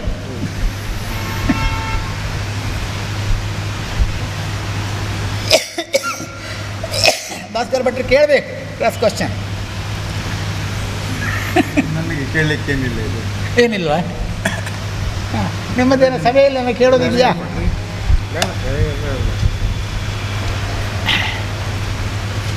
ಅದು ಹರ್ಷ ಪ್ರಯೋಗ ಎಂಬುದಾಗಿ ಭಾವಿಸ್ಕೊಳ್ಬೇಕು ಅಷ್ಟೇ. ಎಲ್ಲ ಹಾಂ, ಹರ್ಷ ಪ್ರಯೋಗ. ಎಲ್ಲದ್ರೆ ಇದ್ರೆ ನಮಗೆ ಅಲ್ಲಿ ಕ್ರಿಯಾಪದದ ಹಾಗೆ ಎಲ್ಲ ಹೀಗೆ ಮಾಡು ಆಗು ಎಂಬುದಕ್ಕೇನು ಶಬ್ದಗಳು ಸಿಗುವುದಿಲ್ಲ. ಇಲ್ಲ, ಅಲ್ಲೇ ಇಲ್ಲ, ಸಿಗುದೇ ಇಲ್ಲ. ನಾವು ಜಾಲಿಸ್ತೇವೆ ಎಂಬುದಕ್ಕೆ ಉಂಟು, ಮಾ ಆವಹ ಅಂತ ಉಂಟು. ಅಲ್ಲ, ನನ್ನಲ್ಲಿ ಆವೇಶಿಕೊಳ್ತೇನೆ ಅನ್ನೋದಿದೆ ಬಿಟ್ಟರೆ ಆ ಮಂತ್ರದ ಹೇಳಬೇಕಾದ್ರೆ ನಾವು ಹೇಳ್ಬೇಕಾರೆ ಹಿರಣ್ಯವರ್ಣ ಗುಂ ಹರಿಣಿ ಗುಂ ಸುವರ್ಣ ರಜತಸ್ರಜಾಂ ಗುಂ ಅಂತ ಹೇಳ್ತೀವಿ. ಆ ರೀತಿ ಹೇಳುವಂಥ ಪದ್ಧತಿ ಯಾಕಿದೆ? ಇಲ್ಲ, ಅಲ್ಲೇ ಅದು ಪದ್ಧತಿಗೆ ತುಂಬ ಸ್ಪಷ್ಟ ಕಾರಣ ಇದೆ. ನಿಮ್ಮ ಯಜುರ್ವೇದದಲ್ಲಿ ಅದು ತಪ್ಪಲ್ಲ, ಅದು ಹೇಳೋದು ಹಾಗೆ ಹೇಳಬೇಕಾದ ಅನಿವಾರ್ಯತೆ ಇದೆ. ಯಾವುದೇ ಸೊನ್ನೆಯು ಅನುಸ್ವಾರ ಅನುನಾಸಿಕವಾಗಿ ಸೊನ್ನೆಯ ಪ್ರಯೋಗವಾದಲ್ಲಿ ಇಲ್ಲಿ ನೀ ನಾ ಅಂತ ಹೇಳೋದು ಅನುನಾಸಿಕ. ಅದು ಅನುನಾಸಿಕದ ಮುಂದೆ ಸೊನ್ನೆ ಬಂದರೆ ಆಗ ಅದು ಗುಮ್ಮೆ ಆಗಬೇಕು. ಅದು ನಿಯಮ, ಭಾಷಾಜ್ಞಾನ ಪ್ರಕಾರ ನಿಯಮ. ಅದು ನಿಯಮ ಅಂತ ತಪ್ಪಾಗೋದಿಲ್ಲ, ಗೊತ್ತಾಯ್ತಲ್ಲ. ಅನುನಾಸಿಕದ ಮುಂದೆ ಸೊನ್ನೆ ಬಂದರೆ ಅದು ಗುಮ್ಮಾಗತ್ತೆ, ಗೊತ್ತಾಯ್ತಲ್ಲ. ಅದು ಅನುನಾಸಿಕ. ಅದು ಹಾಗಂತ ಹಿರಣ್ಯವರ್ಣ ಗುಂ ಹರಿಣಿ ಗುಂ ಅಂತ ಹೇಳುದು. ಹಿರಣ್ಯವರ್ಣ ಹರಿಣಿ ಹರಿಣಿ ಹಿರಣ್ಯವರ್ಣ. ಹೌದು ಹೌದು, ಹಿರಣ್ಯವರ್ಣ ಗುಂ ಹರಿಣಿ ಹಂಗೆ ಹೇಳ್ತೀನಿ. ಬರುದೇ ಹಾಗೆ ಅನುನಾಸಿಕದ ಮುಂದೆ ಬಂದರೆ ಅದು ಸೂತ್ರ ಗೊತ್ತಿಲ್ಲ. ನಂತರ ಏನಾಯ್ತು, ಸೊನ್ನೆ ಬಂದರೆಲ್ಲ ಗುಮ್ಮ ಅಂತ ಹೇಳೋದು ಬಂತು ಪದ್ಧತಿ. ಅದು ನಿಜವಾಗಿ ಅದು ಸೂತ್ರ ಹೇಳಿದ್ರೆ ಅನುನಾಸಿಕದ ಮುಂದೆ ಸೊನ್ನೆ ಉಚ್ಚಾರ ಬಂದರೆ ಅದು ಸೊನ್ನೆ ಉಚ್ಚಾರ ಅಲ್ಲ. ಅದು ಅಲ್ಲಿ ಗುಮ್ ಅಂತ ಬರ್ತದೆ ಉಚ್ಚಾರ. ಯಾಕೆ? ಘ ಅಂತ ಹೇಳುವಂಥದ್ದು ಪ್ರಕೃತಿ, ಗೊತ್ತಾಯ್ತಲ್ಲ.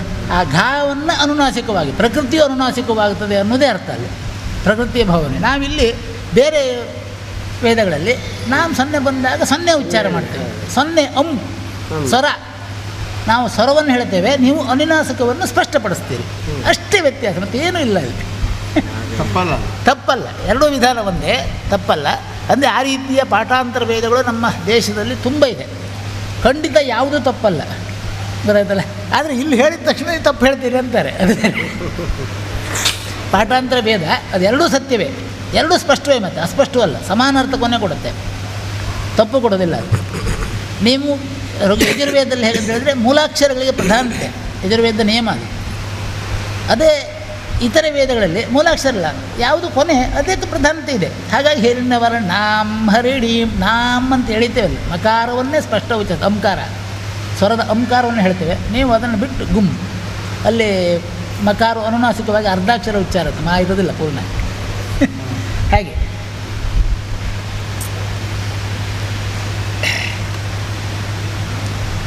ಪ್ರಯೋಗ ಭಾಗದಲ್ಲಿ ಮಾತ್ರ ಕೆಲವೊಂದು ಸಾರಿಯಲ್ಲಿ ಕೆಲವೊಂದು ಸಂದರ್ಭದಲ್ಲಿ ಅದನ್ನು ಬದಲಾಯಿಸಿಕೊಂಡು ಪ್ರಯೋಗ ಮಾಡೋ ವಿಧಾನಗಳೆಲ್ಲ ಇದೆ.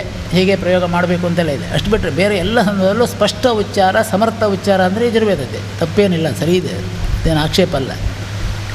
ನಾವು ಸ್ವರವನ್ನೇ ಸಂಯೋಗ ಮಾಡ್ತೇವೆ, ನೀವು ಅನುನಾಸಿಕ ಆಯಾ ನಕಾರಕ್ಕೆ ಬರ್ತದೆ, ನಕಾರಕ್ಕೆ ಬರುತ್ತೆ, ನಕಾರಕ್ಕೆ ನಕಾರ ಬರುತ್ತೆ, ನಕಾರವೇ ಬರುತ್ತೆ, ಮತ್ತು ಅಷ್ಟೇ ವ್ಯತ್ಯಾಸ.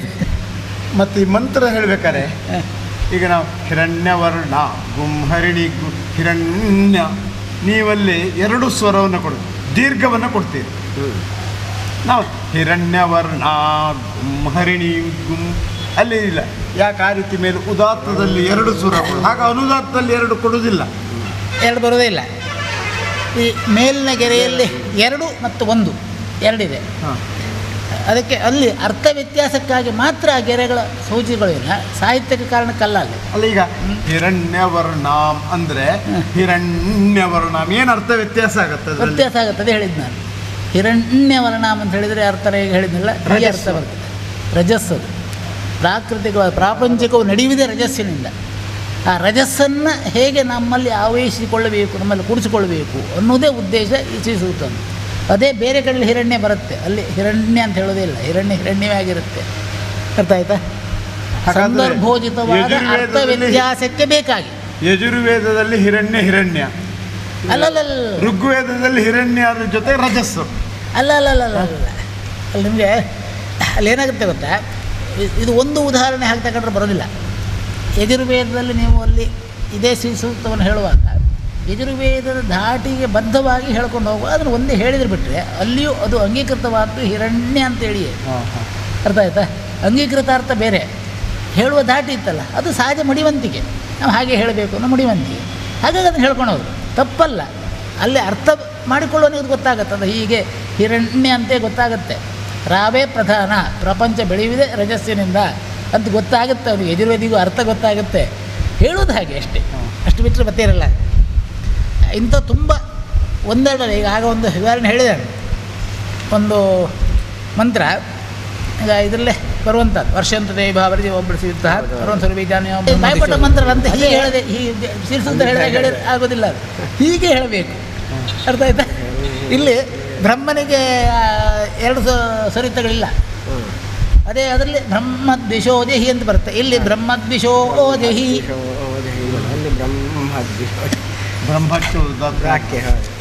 ಹಾಗೆ ಅಂದರೆ ಅವೆಲ್ಲ ಒಟ್ಟು ಇಡೀ ವೇದಗಳ ಎಲ್ಲ ಜ್ಞಾನ ಪರಿಚಯವನ್ನು ಉಡಿಸ್ಕೊಂಡಾಗ ಮಾತ್ರ ಈ ವ್ಯತ್ಯಾಸಗಳು ಭಾಳ ಸುಲಭದಲ್ಲಿ ಗೊತ್ತಾಗ್ಬಿಡುತ್ತೆ. ಇಲ್ಲಿ ವ್ಯತ್ಯಾಸ ಇಲ್ಲ ಸರಿ ಅಂತೇಳಿ, ಏನೋ ಒಂದು ಸ್ವಲ್ಪ ಭಾಗ ಮಾತ್ರ ಓದ್ಕೊಂಡಾಗ ಈ ವ್ಯತ್ಯಾಸಗಳ ಸಮಸ್ಯೆ ಅಂತ ಕಾಣಿಸುತ್ತೆ ಅಷ್ಟೇ.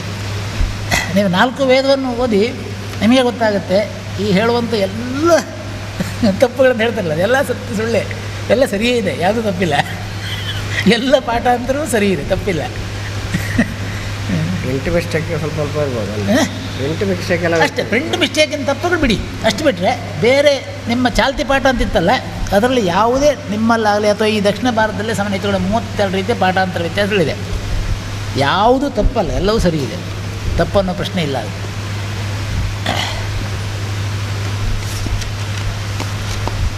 ಎರಡನೇ ಮಂತ್ರ. ಹಾಂ, ಎರಡನೇ ಮಂತ್ರ. ಈಗ ಮೊದಲನೇ ಮಂತ್ರದಲ್ಲಿ ನಿಮಗೆ ಏನಾದ್ರು ಮತ್ತೆ ಏನಾದ್ರು ಕೇಳೋಕಿದೆಯಾ? ಇಲ್ಲ.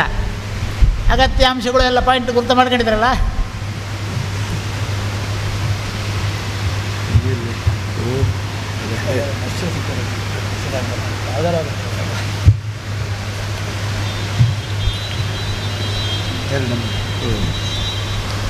ತಾಂ ಭಾವಾಹ ಜಾತವೇದೋ ಲಕ್ಷ್ಮೀಮನಪಗಾಮಿನೀಂ ಯಸ್ಯಾಂ ಹಿರಣ್ಯಂ ವಿಂದೇಯಂ ಗಾಮಶ್ವಂ ಪುರುಷಾನಹಂ.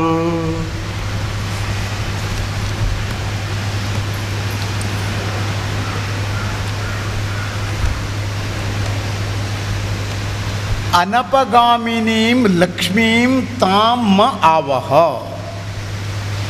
ಲಕ್ಷ್ಮಿ ಯಾವಾಗಲೂ ಚಂಚಲ. ಲಕ್ಷ್ಮಿ ಬಂದಾಗ ನಮ್ಮ ದಾರಿ ವ್ಯತ್ಯಾಸ ಆಗಿಬಿಡತ್ತೆ. ಸಂಪತ್ತು ಬಂದಾಗ ಒಳ್ಳೆಯ ಮಾರ್ಗದಲ್ಲಿ ಹೋಗುವಂಥವನಿಗೂ ಸಂಪತ್ತು ಬಂದಾಗ ದುರ್ಮಾರ್ಗದಲ್ಲಿ ಹೋಗ್ಬಿಡ್ತಾನೆ. ಅದಕ್ಕೋಸ್ಕರ ಲಕ್ಷ್ಮೀಂ ಅನಪಗಾಮಿನೀಂ ಲಕ್ಷ್ಮೀಂ ತಾಮ್ ಆವಹ. ನಾನು ಪಥಭ್ರಷ್ಟನಾಗದಂತೆ, ನಾನು ನನ್ನ ಬದುಕನ್ನು ಬದಲಾಯಿಸಿಕೊಳ್ಳದಂತೆ, ಕೆಟ್ಟ ಮಾರ್ಗದಲ್ಲಿ ಹೋಗದ ರೀತಿಯಲ್ಲಿ ನನಗೆ ಸಂಪತ್ತನ್ನು ತಂದುಕೊಡು. ತಾಮ್ ಆವಹ ಜಾತವೇದೋ ಲಕ್ಷ್ಮೀಂ ಅನಪಗಾಮಿನಿಂ ಯಸ್ಯಾಂ ಹಿರಣ್ಯಂ ಮಿಂದೇಯಂ ಗಾಮಶ್ವಂ ಪುರುಷಾನಹಂ. ಯಾವ ರೀತಿಯ ಸಂಪತ್ತು? ಯಸ್ಯಾಂ ಹಿರಣ್ಯಂ ಮಿಂದೇಯಂ, ಯಾವ ಬಗೆಯ ಹಿರಣ್ಯವನ್ನು ಸಂಪತ್ತು ನನಗೆ ಬೇಕು ಅಂತಂದರೆ ಗಾಮಶ್ವಂ ಪುರುಷಾನಹಂ. ಪ್ರಾಚೀನ ಕಾಲದಲ್ಲಿ ಇವತ್ತು ನಮಗೆ ಹಣವೇ ಅತ್ಯಂತ ದೊಡ್ಡ ಸಂಪತ್ತು, ಹಿರಣ್ಯ. ಆದರೆ ಹಿಂದಿನ ಕಾಲದಲ್ಲಿ ಅಶ್ವ, ಕುದುರೆ, ಆನೆ, ದನ ಇವೆಲ್ಲ ಸಂಪತ್ತು. ಅಂತಹ ಗಾಮ್ ಅಶ್ವಂ ಪುರುಷಾನಹಂ, ನಮ್ಮ ಬದುಕಿಗೆ ಪೂರಕವಾಗಿ ಬೇಕಾದಂತಹ ಹಸು, ಕುದುರೆ, ಅಶ್ವ ಇಂತಹ ಸಂಪತ್ತನ್ನು, ನಾನು ಪಥಭ್ರಷ್ಟನಾಗಿ ಹೋಗದೇ ಇರುವಂತಹ ಸಂಪತ್ತನ್ನು ಹೇ ಲಕ್ಷ್ಮೀ ಮ ಆವಹ ನನಗೆ ತಂದುಕೊಡು. ನನ್ನನ್ನು ಇರುವ ಸಂಸ್ಕೃತಿಯಿಂದ ದೂರಾಗಿ ವಿಕೃತಿಯ ಹೋಗುವಂತಹ ಸಂಪತ್ತು ನನಗೆ ಬೇಡ. ನಾನಿರುವಲ್ಲಿಯೇ ಬೆಳೆಯುವಂತಹ ಒಳ್ಳೆಯ ಸಂಪತ್ತನ್ನು, ಭೌತಿಕ ಸಂಪತ್ತನ್ನು ತಂದುಕೊಡು ಅಂತ ಎರಡನೇ ಮಂತ್ರದಲ್ಲಿ ಸಾಹಿತ್ಯಿಕವಾದ ಅರ್ಥ. ಸಾತ್ವಿಕವಾದ ಶಕ್ತಿಗೆ ಪ್ರಾಕೃತಿಕವಾಗಿ ಆಡು ಭಾಷೆಯಲ್ಲಿ ಹೇಳೋದು ಅವನು ಗೋವಿನಂಥವನು ಅಂತ. ಅಂದರೆ ಒಂದು ದೊಡ್ಡ ದ್ಯೋತಕ, ಅವ ಸಾತ್ವಿಕ ವ್ಯಕ್ತಿ ಅಂದರೆ ಹಸುವಿನಂಥ ಮನುಷ್ಯ ಅಂತ ಹೇಳ್ತಾರೆ, ಪದ್ಧತಿಯಲ್ಲಿ ಹೇಳ್ತಾರೆ. ಅಷ್ಟು ಒಳ್ಳೆಯವನು ಅಂತ ಅರ್ಥ. ಇಲ್ಲಿ ಎರಡನೇ ಮಂತ್ರದಲ್ಲಿ ನಿಮ್ಮ ಧೀಶಕ್ತಿಯನ್ನು ಧೀಮಂತಿಕೆಯನ್ನು ಸ್ಪಷ್ಟಪಡಿಸಿಕೊಳ್ತೀರಿ. ಯಾವಾಗ ತಾಮ್ಮ ಆವಹ ಜಾತವೇದು ಲಕ್ಷ್ಮೀ ವನಪಗಾಮಿನಿ, ಯಾವುದು ಸನ್ಮಾರ್ಗ ಬಿಟ್ಟು ಹೊರ ಹೋಗತಕ್ಕಂಥ ರಜಸ್ಸುಗಳು ಅಥವಾ ಪ್ರವೃತ್ತಿಗಳು. ಹಾಗೆ ಅಕಸ್ಮಾತ್ ಉಂಟಾದಲ್ಲಿ ನಾನು ಗೋವಾಗಿರುವುದಿಲ್ಲ, ಅಶ್ವವಾಗುತ್ತೇನೆ ಅಂತರ್ಥ. ಅಶ್ವವಾಗಿ ಅದನ್ನು ತಡೆಯಬಲ್ಲೆ, ಗೋವಲ್ಲ. ಗಾಮ ಅಶ್ವ, ಗಾಮ ಅಂದರೆ ಗಾ ಅಲ್ಲ, ಬಿಟ್ಟುಬಿಟ್ರೆ ಯಾವುದನ್ನು ಗೋವಿನ ಪ್ರವೃತ್ತಿಯನ್ನು ಬಿಟ್ಟು ಅಶ್ವವಾಗಿ ತಡೆಯಬಲ್ಲೆ. ಅಶ್ವವು ರಜಸ್ಸಿನ ಸ್ವರೂಪ, ಗೋವು ಸಾತ್ವಿಕ ಸ್ವರೂಪ. ಗೋ ಸಾತ್ವಿಕ ಸ್ವರೂಪವನ್ನು ಬಿಟ್ಟಾದರೂ ರಜಸ್ಸನ್ನೇ ಪ್ರಧಾನವಾಗಿ ಇಟ್ಟುಕೊಂಡು ಇದನ್ನು ತಡೆಯಬಲ್ಲೆ. ಯಾವುದು ಅನಪಗಾಮಿನಿ ಆಗಲಿಕ್ಕೆ ಬಿಡುವುದಿಲ್ಲ ಅನ್ನೋದು ನಿಮ್ಮ ಪ್ರತಿಜ್ಞಾ ವಾಕ್ಯವಾಗಿರುತ್ತೆ. ಅಂದರೆ ಆ ಶಕ್ತಿಯನ್ನು ನನಗೆ ಆವೇಶಿಸು, ಆವಹ ಅಂದರೆ ಆ ಶಕ್ತಿಯನ್ನು ಆವೇಶುವಂತೆ ಮಾಡಿಕೊಳ್ತೇನೆ ಅಂತ ಹೇಳೋದು ಅರ್ಥವಾಗಿರುತ್ತೆ.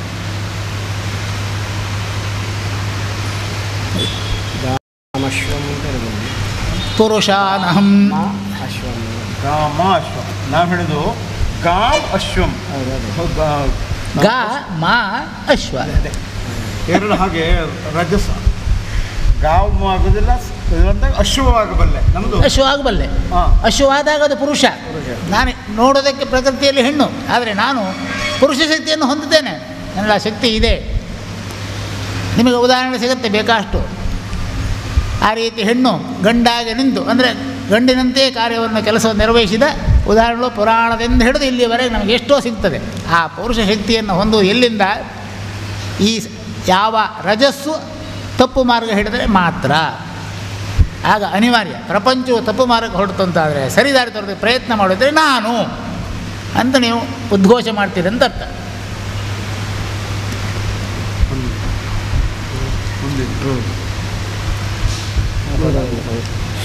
ಅಲ್ಲ, ಅವರು ನಿಮ್ಮದ್ದೇನಿದೆಯಾ?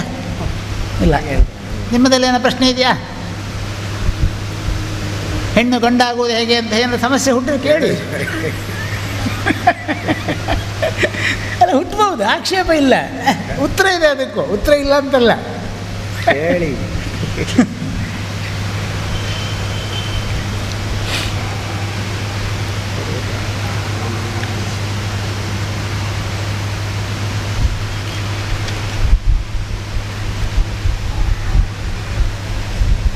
ಅಲ್ಲಿ ಸಂಪತ್ತು ಅಡ್ಡದಾರಿಗೆ ಹೋಗುತ್ತದೆ ಅಂತಾದಾಗ ಹೆಣ್ಣು ಅದನ್ನು ತಡೆಯುವುದಕ್ಕಾಗಿ ಪೌರುಷವನ್ನು ಹೊಂದುತ್ತಾಳೆ, ಪುರುಷನಾಗ್ತಾಳೆ ಅಂತಲ್ಲ. ಅದಕ್ಕೆ ಪುಂಸವನ ಅಂತ ಒಂದು ಪ್ರಕ್ರಿಯೆ ಇದೆ.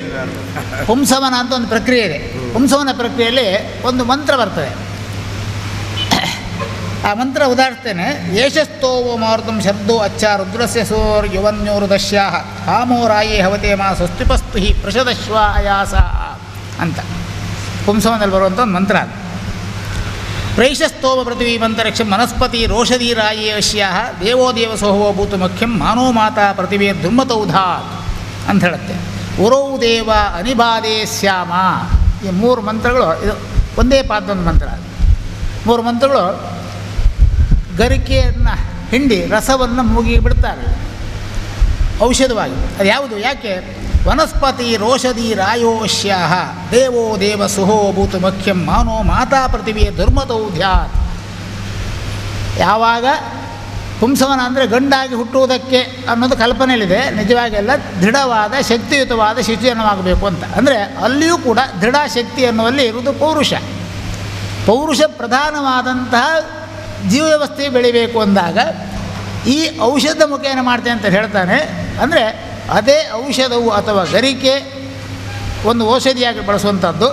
ನಿಮ್ಮ ಮನಸ್ಸಿನ ಆ ಗರಿಕೆಯ ಕವಲುಗಳಿದೆಯಲ್ಲ, ಇಷ್ಟು ಗರಿಕೆ ಹಿಡ್ಕೊಂಡ್ರೆ ಮೇಲೆ ಎಷ್ಟು ಕವಲು ಸಿಗುತ್ತೆ ಅಂತ ಮನಸ್ಸಿನ ಕವಲುಗಳನ್ನು ನೀವು ಸರಿಪಡಿಸಿಕೊಂಡ್ರೆ ನೀವು ಗರಿಕೆಗಿಂತ ಶ್ರೇಷ್ಠರಾಗ್ತೀರಿ, ಸಮರ್ಥರಾಗ್ತೀರಿ. ಎಲ್ಲರ ಮುಗಿಗೂ ಔಷಧ ಹಿಂಡು ಬಲ್ಲಿರಿ ನೀವು. ಅದನ್ನೇ ಇಲ್ಲಿ ಹೇಳೋದು. ಎಲ್ಲರ ಮುಗಿಗೂ ಔಷಧ ಹಿಂಡುವ ಶಕ್ತಿ ನಿಮಗಿದೆ, ಬಿಡಬೇಡಿ.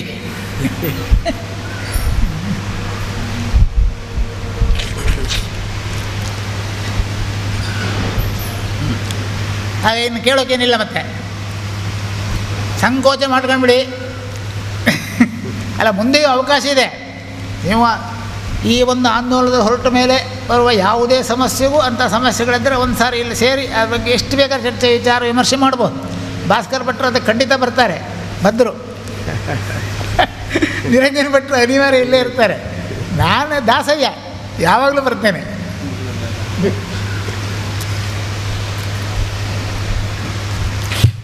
ಅಶ್ವಪೂರ್ವಾಂ ರಥಮದ್ಯಾಂ ಹಸ್ತಿನಾದ ಪ್ರಬೋಧಿನೀಂ ಶ್ರಿಯಂ ದೇವೀಮುಪಹ್ವಯೇ ಶ್ರೀರ್ಮಾ ದೇವಿ ಜೂಷತಾಂ. ಅಶ್ವಪೂರ್ವಾಂ ರಥಮದ್ಯಾಂ ಹಸ್ತಿನಾದ ಪ್ರಬೋಧಿನೀಂ.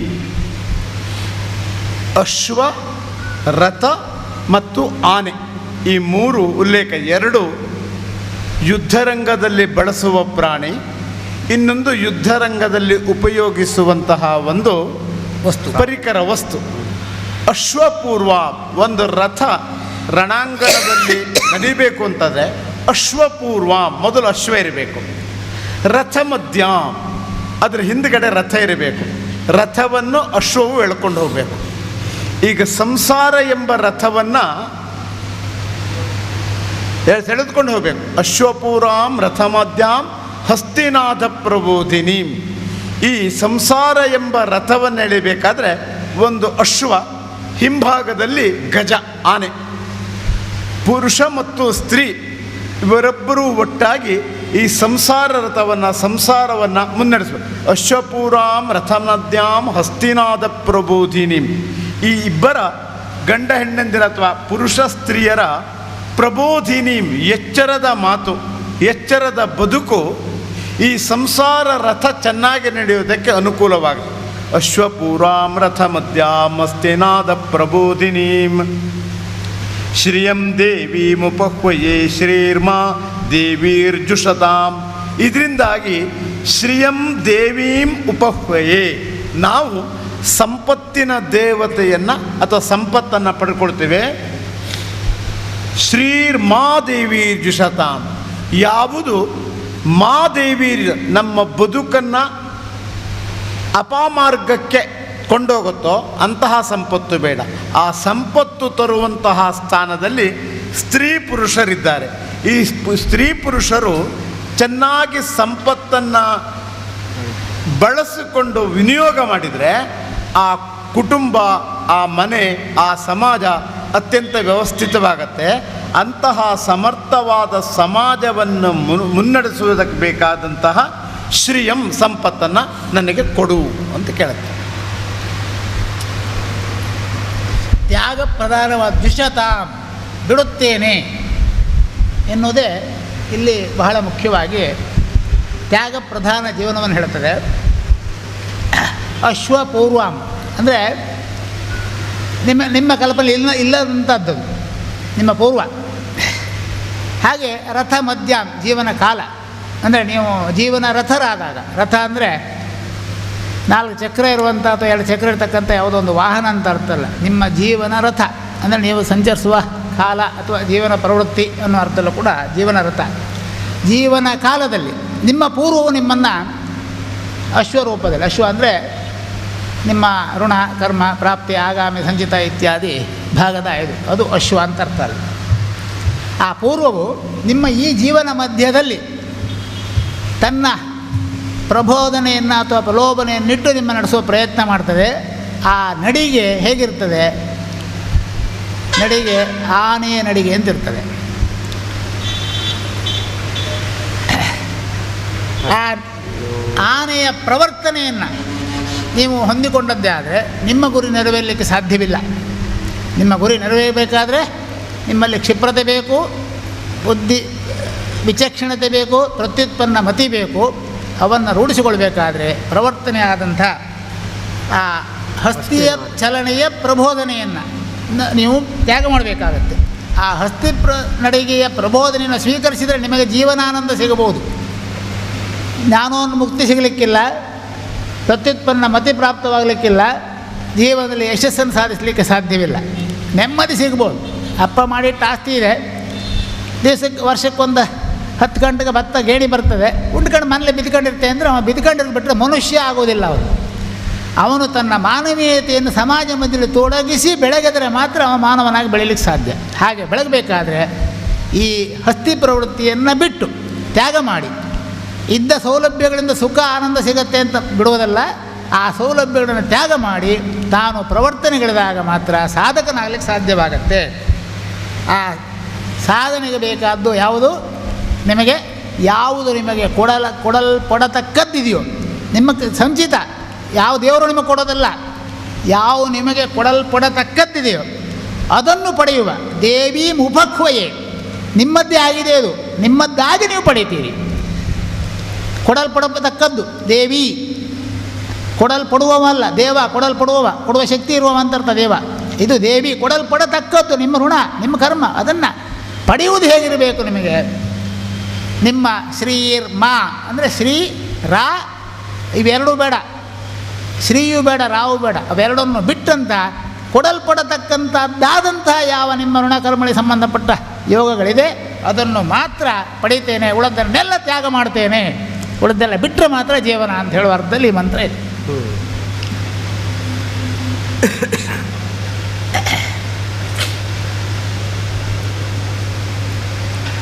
ಪ್ರಶ್ನೆ ಭಾಸ್ಕರ ಭಟ್ರ? ಇಲ್ಲ ಅಲ್ಲ, ನನಗೆ ಆ ನಾನು ಅರ್ಥ ಹೇಳಬೇಕಾದ್ರೆ ಅಶ್ವಪೂರ್ವಾಂ ರಥಮಾದ್ಯಾಂ ಹಸ್ತಿನಾಥ. ಅಶ್ವ ಅನ್ನೋ ಶಬ್ದವನ್ನು ಜನ್ಮಾಂತರ ಪ್ರಾಪ್ತಿ ಕರ್ಮಗಳನ್ನು ಹೇಳ್ಕೊಂಡು ಅಶ್ವ ಅಂತ ಹೇಳ್ತಾರೆ. ಅಲ್ಲಿ ಕರ್ಮದ್ಯೋತಕವಾದ ಅಶ್ವ ಶಬ್ದ ಬಳಕೆ. ಕರ್ಮದ್ಯೋತಕವಾಗಿ ಪೂರ್ವವು ಈ ಜೀವನ ಚಲನೆ ಇತ್ತಲ್ಲ, ಇದನ್ನು ರಥ ಮಧ್ಯ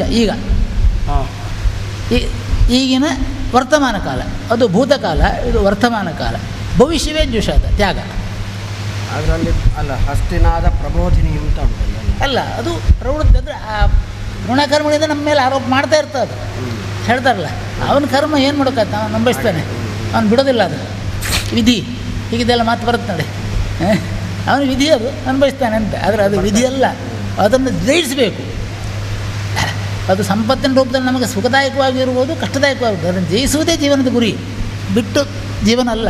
ಯಾವುದೇ ಬಂದರೂ ಅದನ್ನು ಜಯಿಸಿ ಮುಂದಕ್ಕೆ ಹೋಗೋ ಪ್ರಯತ್ನ ಮಾಡಬೇಕು, ಆತ್ಮನ ಸಾಧನೆ ಮಾಡಬೇಕು, ಸಮಾಜವನ್ನು ಎತ್ತರಕ್ಕೆ ತರಬೇಕು ಅನ್ನೋದು ಗುರಿಯಾಗಿರಬೇಕು. ಅದು ಪ್ರಬೋಧನೆ ಮಾಡಿಯೇ ಮಾಡ್ತದೆ, ಪ್ರಲೋಭನೆ ನೋಡುತ್ತದೆ. ಸುಖವನ್ನು ಆನಂದವನ್ನು ಬೇರೆ ಬೇರೆ ರೀತಿಯಲ್ಲಿ ಆಮಿಷವನ್ನು ತಂದು ಕೊಡ್ಬೋದು, ಆದರೆ ಅದು ಸುಖ ಆನಂದವಲ್ಲ. ಸಮಾಜಕ್ಕೆ ಬೇಕಾದರೆ ಮೊದಲೇ ಉದಾಹರಿಸಿದ್ದೇನೆ, ಒಂದು ಮರವಾಗುವ ಹಿನ್ನೆಲೆಯ ಉದ್ದೇಶ ಬಳ್ಳಿಗೆ ಆಶ್ರಯ ಕೊಡುವ ಪುಣ್ಯ ಕೆಲಸ ಮಾಡ್ತೇವೆ ಅನ್ನೋ ಕಾರಣಕ್ಕಾಗಬೇಕು. ಮರ ಆಗಿ ಬೆಳೆಯೋದು ಮುಖ್ಯ ಅಲ್ಲ, ಒಂದು ಬಳ್ಳಿಗೆ ಆಶ್ರಯ ಕೊಡುವ ಶಕ್ತಿ ನನಗೆ ಬರ್ತದಲ್ಲ ಅನ್ನೋ ಕಾರಣಕ್ಕೆ ಮರ ಆಗಿ ಬೆಳಿಬೇಕು ಮನುಷ್ಯ. ಅರ್ಥ ಆಯ್ತಾ? ಹಾಗೆ ಮರ ನಾನು ಗಟ್ಟಿಯಾಗಬೇಕಂದ್ರೆ ಮರ ಬೆಳೆದಲ್ಲ, ಬಳ್ಳಿಗೆ ಆಶ್ರಯ ಕೊಡುವ ಶಕ್ತಿ ಬಂತಲ್ಲ ನನಗೆ ಅನ್ನುವ ಧ್ಯೇಯದೊಂದಿಗೆ ಬೆಳಿಬೇಕು ಮರ ಅಂತ.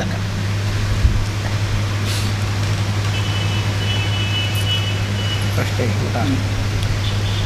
ಇವಾಗ ಏನಾದ್ರು ಪ್ರಶ್ನೆ ಇದೆಯಾ?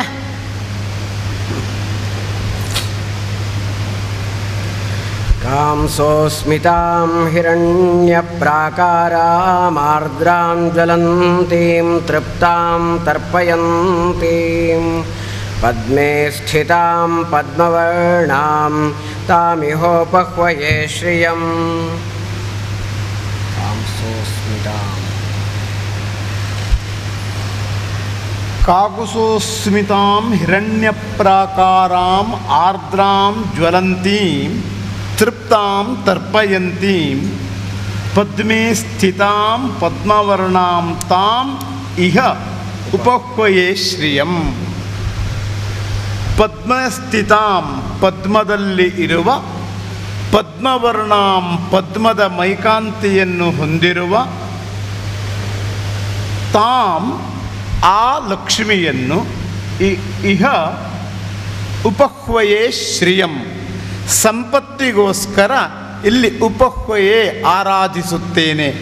ಪದ್ಮದಲ್ಲಿರುವ ಪದ್ಮಸ್ಮಿತಳಾದ ಪದ್ಮದ ವರ್ಣವನ್ನು ಹೊಂದಿರುವಂತಹ ಆ ಲಕ್ಷ್ಮಿಯನ್ನು ನಾನು ಆರಾಧನೆ ಮಾಡ್ತೇನೆ. ಯಾಕೆ ಅಂತ ಕೇಳಿದರೆ, ಕಾಕುಸೋಸ್ಮಿತಾಂ ಹಿರಣ್ಯಪ್ರಾಕಾರಾಂ ಆರ್ದ್ರಾಂ ಜ್ವಲಂತೀಂ ತೃಪ್ತಾಂ ತರ್ಪಯಂತೀಂ.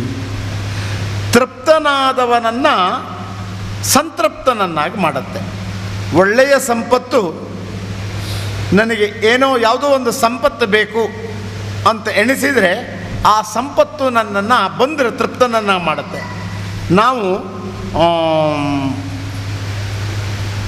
ರಘು ಮಹಾರಾಜ ಅದ್ಯಾಗ ಮಾಡಿದ್ದು ಯಾಗ ಮಾಡಿದ ವಿಶ್ವಜಿತ್ ಯಾಗ ಮಾಡಿದ.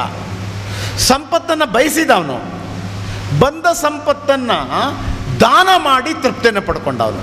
ಇಡೀ ತಂದಂತಹ ಎಲ್ಲ ಸಂಪತ್ತನ್ನು ದಾನ ಮಾಡುತ್ತೆ. ಅದನ್ನೇ ತೃಪ್ತಾಂ ತರ್ಪಯಂತಿ, ತೃಪ್ತಿಯನ್ನು ಕೊಡು, ಅದರಿಂದ ನಾನು ಸಂತೋಷವನ್ನು ಹೊಂದಿ ಬದುಕುವಂತೆ ಮಾಡು. ಅಂತಹ ಸ್ಮಿತಾಂ ಮಂದಸ್ಮಿತಾಮದ ನಗುಮುಖದ ಹಿರಣ್ಯವೇ ಬಂಗಾರವೇ ಆವರಿಸಿಕೊಂಡಿರುವ ಜ್ವಲಂತೀಂ ಆಸೆಯಿಂದ ಜ್ವಲಿಸುತ್ತಿರುವಂತಹ ನನ್ನನ್ನು ತೃಪ್ತಯಂತಂ ಸಂತೃಪ್ತಿಯನ್ನು ಉಂಟು ಮಾಡುವಂತಹ ಸಂಪತ್ತನ್ನು, ಅಂದರೆ ನನ್ನ ಬಯಕೆಯನ್ನು ಪೂರೈಸುವಂತಹ ಸಂಪತ್ತನ್ನು ಹೇ ಲಕ್ಷ್ಮಿ ನನಗೆ ಕೊಡು ಅಂತ ಕೇಳ್ತಾರೆ.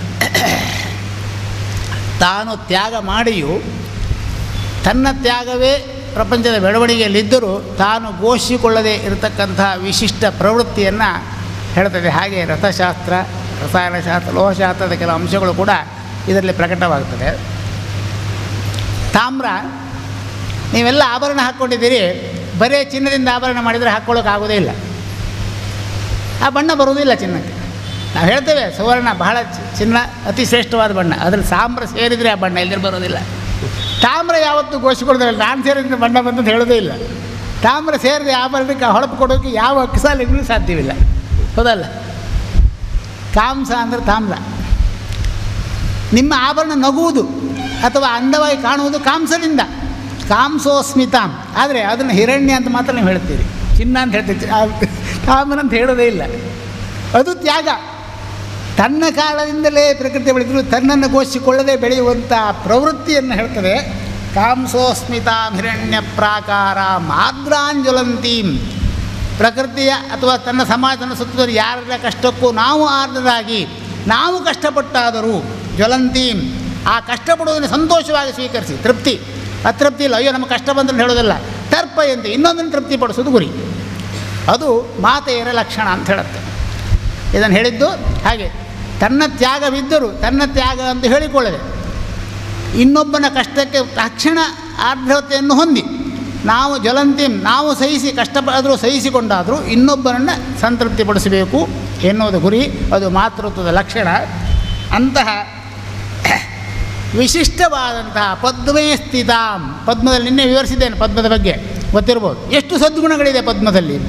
ಆ ಪದ್ಮದಲ್ಲಿರುವಂಥ ಯಾವುದು ಸ್ಥಿತ ಅಂದರೆ ಯಾರೋ ಕೂತದ್ದಲ್ಲ, ಪದ್ಮದಲ್ಲಿರ್ತಕ್ಕಂಥ ಸದ್ಗುಣಗಳೇನಿದೆ ಸೇರಿದೆ, ಆ ಸದ್ಗುಣಗಳನ್ನು ಅದರ ವರ್ಣಾಮ ಅಂದರೆ ಚಲನೆ ಅದು ಹೇಗೆ ಯಾವುದು ಸತ್ಯ ಅಂತ ಹೇಳ್ತಕ್ಕಂಥ ಒಂದೇ ಆದರ್ಶವನ್ನು ಗುರಿಯಿಟ್ಟು ಮಾತ್ರ ಪದ್ಮ ವಿವರಿಸುತ್ತದೆ. ಸತ್ಯ ಅಂದರೆ ಸೂರ್ಯ ನೀರಿನಲ್ಲಿ ಕೆಸರಿನಲ್ಲಿ ಹುಟ್ಟುತ್ತದೆ, ಅದರ ಬಾಲ ಇರುತ್ತೆ, ಕೆಸರಿನಲ್ಲಿ ಬೇರು, ನೀರಿನಲ್ಲಿ ಮೇಲೆ ಬರ್ತದೆ, ನೀರನ್ನು ಬಿಟ್ಟು ಮೇಲೆ ನಿಲ್ತದೆ. ಸೂರ್ಯ ಹುಟ್ಟುವ ದಿಕ್ಕನ್ನು ನೋಡ್ತಾ ಇರ್ತದೆ, ಸೂರ್ಯ ಉದಯ ಆದ ತಕ್ಷಣ ವಿಕಸನಗೊಳ್ತದೆ. ಸೂರ್ಯನನ್ನೇ ನೋಡ್ತಾ ಅಂದರೆ ಸತ್ಯವನ್ನೇ ಆಶ್ರಯಿಸಿ ಸೂರ್ಯ ಮುಳುಗಿದ ತಕ್ಷಣ ಮುಚ್ಕೊಂಡ್ಬಿಡುತ್ತೆ. ಅದು ಸತ್ಯಾಶ್ರಯ ಮಾರ್ಗ. ಹಾಗೆ ತನ್ನಲ್ಲಿ ವಿಪುಲವಾದ ಮಕರವನ್ನು ತುಂಬಿಕೊಂಡು ಬಂದ ಅತಿಥಿಗಳೆಲ್ಲ ಎಷ್ಟು ಬೇಕಾದರೂ ಕೂಡ ನನ್ನ ಕೆಲಸ ಏನಿದೆ ಅಂತ ಕರೀತದೆ. ಅತಿಥಿ ಸತ್ಕಾರದ ದಾನ ಪ್ರವೃತ್ತಿಯ ಮಾರ್ಗ. ಹಾಗೆ ವಿಕಸನಗೊಂಡಾಗ ಸುತ್ತಿನ ಇಡೀ ಪ್ರಕೃತಿಯನ್ನು ಅಂದವಾಗಿ ಕಾಣಿಸುವಂಥ ಶಕ್ತಿ ಕೂಡ ಅದಕ್ಕಿದೆ. ಅದು ಅದರದ್ದು ಸತ್ಯಾಶ್ರಯವಾದ ತ್ಯಾಗಶೀಲವಾದ ಮಾರ್ಗ. ಅದು ಪದ್ಮದಲ್ಲಿದೆ. ಆ ಪದ್ಮದಲ್ಲಿರ್ತಂಥ ಸದ್ಗುಣಗಳನ್ನು ಆಶ್ರಯಿಸುವುದೇ ಅಂದರೆ ಅದರ ಗುಣಗಳ ಚಲನೆ, ಅದರ ಚಲನೆ ಯಾವುದು ಸತ್ಯಾಶ್ರಯ ಚಲನೆ ಇದೆಯಲ್ಲ, ಆ ಚಲನೆಯನ್ನು ಆಶ್ರಯಿಸುವುದಾಗಿದ್ದೆ.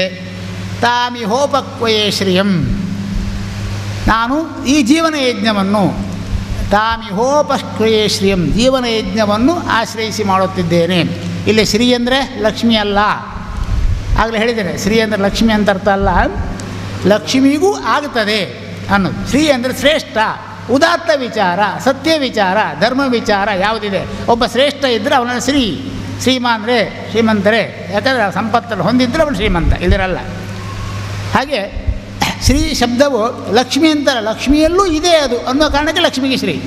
ಹಾಗೆ ಆ ಸಂಪತ್ತನ್ನು ನಾನು ಆಶ್ರಯಿಸ್ತೇನೆ ಅನ್ನೋ ಅರ್ಥದಲ್ಲಿ ಈ ಮಂತ್ರ ಇದೆ.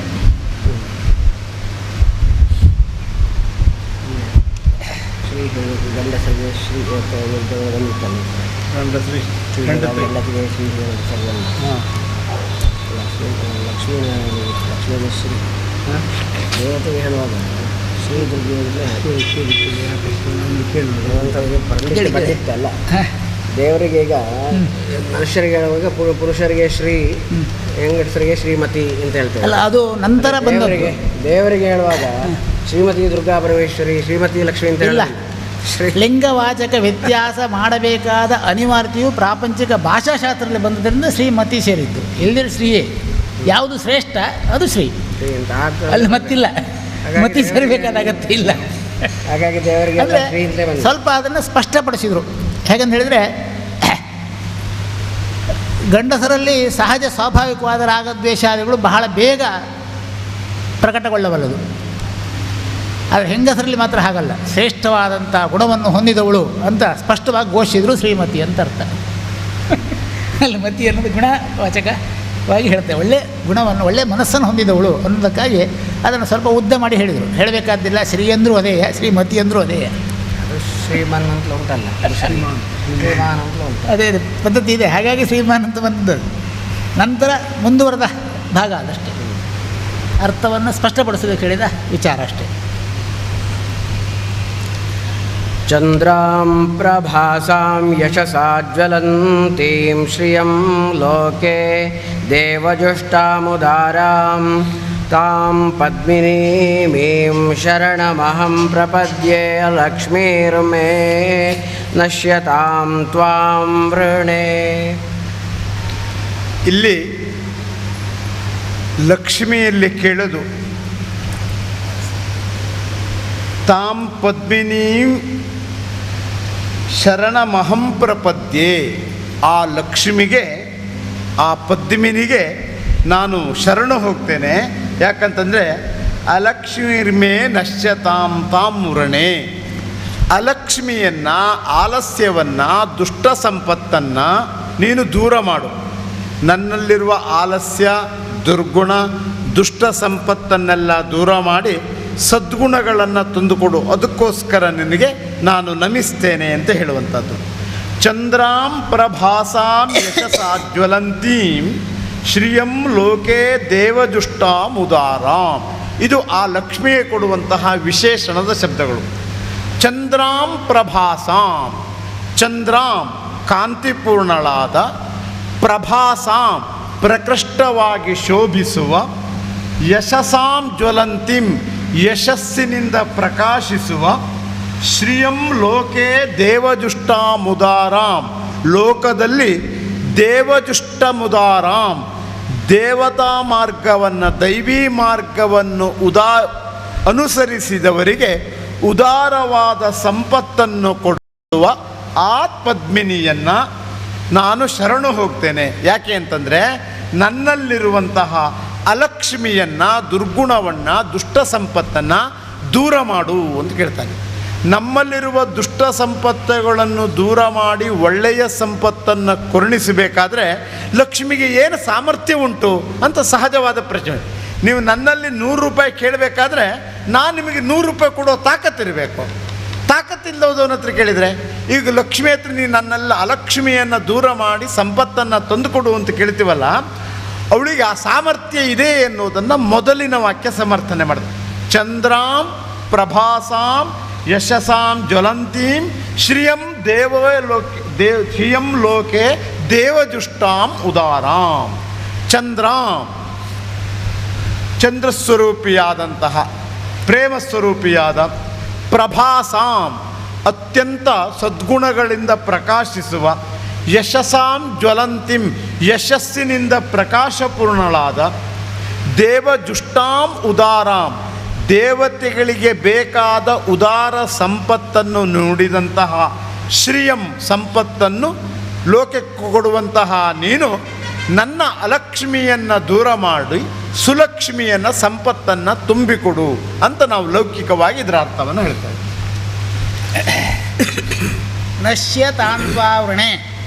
ನಶ್ಯ ಅಂದರೆ ಮೂಗಿ ಹಾಕೋದಲ್ಲ, ನಶ್ಯತಾಂ ತಾಮ್ರಣೆ. ಮೂಗಿ ಹಾಕೋದಲ್ಲ. ಅಲ್ಲಿ ಯಾವುದು ಸ್ವೀಕರಿಸಲಾಗರವಾದದ್ದಿದೆ ಅದನ್ನು ನಾನು ಸ್ವೀಕರಿಸ್ತೇನೆ ಅಂದರೆ ವರ್ಣೆ ವಿಣೀಮಹೆ, ನಾನು ಸ್ವೀಕರಿಸುತ್ತೇನೆ ಅಂತ ಅರ್ಥ. ನಾನು ಅದನ್ನು ಇಷ್ಟಪಡ್ತೇನೆ ಅನ್ನೋ ಅರ್ಥದಲ್ಲಿ ಚಂದ್ರಾಂಪ್ರ ಭಾಸಾಂ.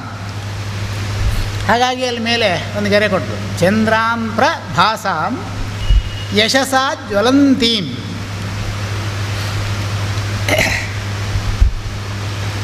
ಚಂದ್ರನ ಸ್ವಭಾವ ಗುಣಗಳಿವೆ, ಏನು 16 ಕಲೆಗಳಿಂದ ಯುಕ್ತವಾಗಿ ನಿರಂತರ ಈ ಭೂಮಿಯಲ್ಲಿರ್ತಕ್ಕ ಜೀವಿಗಳಿಗೆ ನಿರಂತರ ತ್ಯಾಗ ಮಾಡ್ತಾ ಇರ್ತದೆ. ಮಾಡ್ತಾ ಮಾಡ್ತಾ ಮಾಡ್ತಾ ತನ್ನದನ್ನೆಲ್ಲ ಕಳೆದುಕೊಳ್ತವೆ, ಕ್ಷೀಣವಾಗ್ತದೆ. ನಂತರ ಪುನಃ ಚೈತನ್ಯವನ್ನು ಸೂರ್ಯನಿಂದ ಪಡೆದು ಮತ್ತೆ ಪ್ರಾದುರ್ಭಾವಕ್ಕೆ ಬರ್ತದೆ. ತಾನು ಕ್ಷೀಣವಾದೆ ಅಂತ ಪ್ರಕೃತಿಗೆ ಕೊಡೋದನ್ನು ಕಡಿಮೆ ಮಾಡೋದಿಲ್ಲ, ಪುನಃ ಮತ್ತೆ ಸಂಪಾದನೆ ಮಾಡಿಕೊಂಡು ಮತ್ತೆ ಕೊಡಲಿಕ್ಕೆ ಶುರು ಮಾಡ್ತದೆ ಚಂದ್ರ. ಯಾವುದು ಚಂದ್ರನಿಂದ ಈ ಕೊಡುವಂಥ ಪ್ರವೃತ್ತಿಯ ವಿಚಾರಗಳನ್ನು ನೀವು ಅರ್ಥ ಮಾಡಿಕೊಂಡು ನಿಮಗೆ ಭಾಸವಾಗ್ತದೆ, ಯಾವುದನ್ನು ಸ್ವೀಕರಿಸ್ತಾ ಇದ್ದೀರಿ, ಅಂತಹ ಶ್ರೇಷ್ಠವಾದ ಕಲಾಸ್ವರೂಪವಾದ ರಸಗಳನ್ನು ನೀವು ಸ್ವೀಕರಿಸಬೇಕು. ಅದನ್ನು ಸ್ವೀಕರಿಸೋ ಪೂರ್ವದಲ್ಲೇ ಚಂದ್ರನು ಹೇಗೆ ತ್ಯಾಗ ಮಾಡುವಾಗ ತನ್ನದನ್ನು ಕಳೆದುಕೊಳ್ತಾ ಹೇಗೆ ಜ್ವಲಂತಿ ಯಾವ ರೀತಿಯ ಕಷ್ಟವನ್ನು ನೀವು ಹೊಂದುತ್ತೀರಿ, ಅದು ಶ್ರಿಯಂ, ಇಲ್ಲಿ ಶ್ರಿಯಂ ಅಂತ ಬರ್ತದೆ, ಶ್ರಿಯಂ ಅಲ್ಲ, ಶ್ರಿಯಂ ಲೋಕೆ ದೇವಜೋಷ್ಟಾಮುದಾರಾಂ. ದೇವತೆಗಳು ಏನನ್ನು ಸ್ವೀಕರಿಸ್ತಾರೆ, ದೇವತೆಗಳು ನೈವೇದ್ಯ ತಿನ್ನೋದಿಲ್ಲ, ಆದರೆ ರಸಗ್ರಾಹಿಗಳವರು, ಸಾರಗ್ರಾಹಿಗಳು. ಒಂದು ನೈವೇದ್ಯ ಇಟ್ಟರೆ ಅದರ ಸಾರವನ್ನು ಸ್ವೀಕರಿಸ್ತಾರೆ. ಆ ಸಾರ ಸ್ವೀಕರಿಸಿದ ದೇವತೆಗಳು ಬೆಳೀತಾರೆ. ಉಳಿದ ಮೃತ್ವಸ್ತುಗಳನ್ನು ನಾವು ತಿನ್ನೋದ್ರಿಂದ ನಾವು ಮನುಷ್ಯರಾಗಿಯೇ ಉಳಿತೇವೆ. ನಾವು ದೇವತೆಗಳಾಗಬೇಕಾದ್ರೆ ಸಾರ ಸ್ವೀಕರಿಸೋ ಪ್ರವೃತ್ತಿಯನ್ನು ಹೊಂದಬೇಕು, ಆಗ ದೇವತೆಗಳಾಗ್ತೇವೆ. ನಾವು ಸಾರ ಸ್ವೀಕರಿಸ್ತಾ ಇಲ್ಲ, ತಿಂತೇವೆ, ಗೊಬ್ಬರ ಮಾಡ್ತೇವೆ. ನಿಜವಾಗಿ ಆದರೆ ಆಹಾರದಲ್ಲಿ ಸಾರ ಸ್ವೀಕರಿಸುವ ಗುಣ, ಆ ಸಾರ ಸ್ವೀಕರಿಸುವ ಗುಣಗಳನ್ನು ದೇವತೆಗಳು ಹೇಗೆ ಹೊಂದಿದ್ದಾರೆ, ಹಾಗೆ ನಾನು ಸಾರವನ್ನು ಮಾತ್ರ ಭುಕ್ತಿ ಮಾಡ್ತೇನೆ, ಸಾರವನ್ನು ಮಾತ್ರ ತಿಂತೇನೆ. ಅದರ ಮುಖೇನ ಚಂದ್ರನಂತೆಯೇ ಈ ಪ್ರಕೃತಿಗೆ ಸಹಜ ಸ್ವಭಾವದ ಮಾತೆಯಾಗುತ್ತೇನೆ. ಚಂದ್ರನು ತಾಯಿಯ ಸ್ಥಾನವನ್ನು ಹೊಂತಾನೆ. ಯಾಕೆ ಹೊಂತಾನೆ? ಚಂದ್ರನಂತೆಯೇ ಈ ಪ್ರಕೃತಿಗೆ ನಿರಂತರ ಕೊಡುಗೆ ನನ್ನದಿದೆ ಬಿಟ್ಟರೆ ನಾನು ಪ್ರಕೃತಿಯಿಂದ ಏನೂ ಅಪೇಕ್ಷಿಸಿಲ್ಲ, ಸಾರ ಮಾತ್ರ ಗ್ರಾಹಿಯಾಗ್ತೇನೆ ಎನ್ನುವುದು ಇದರ ಅರ್ಥ.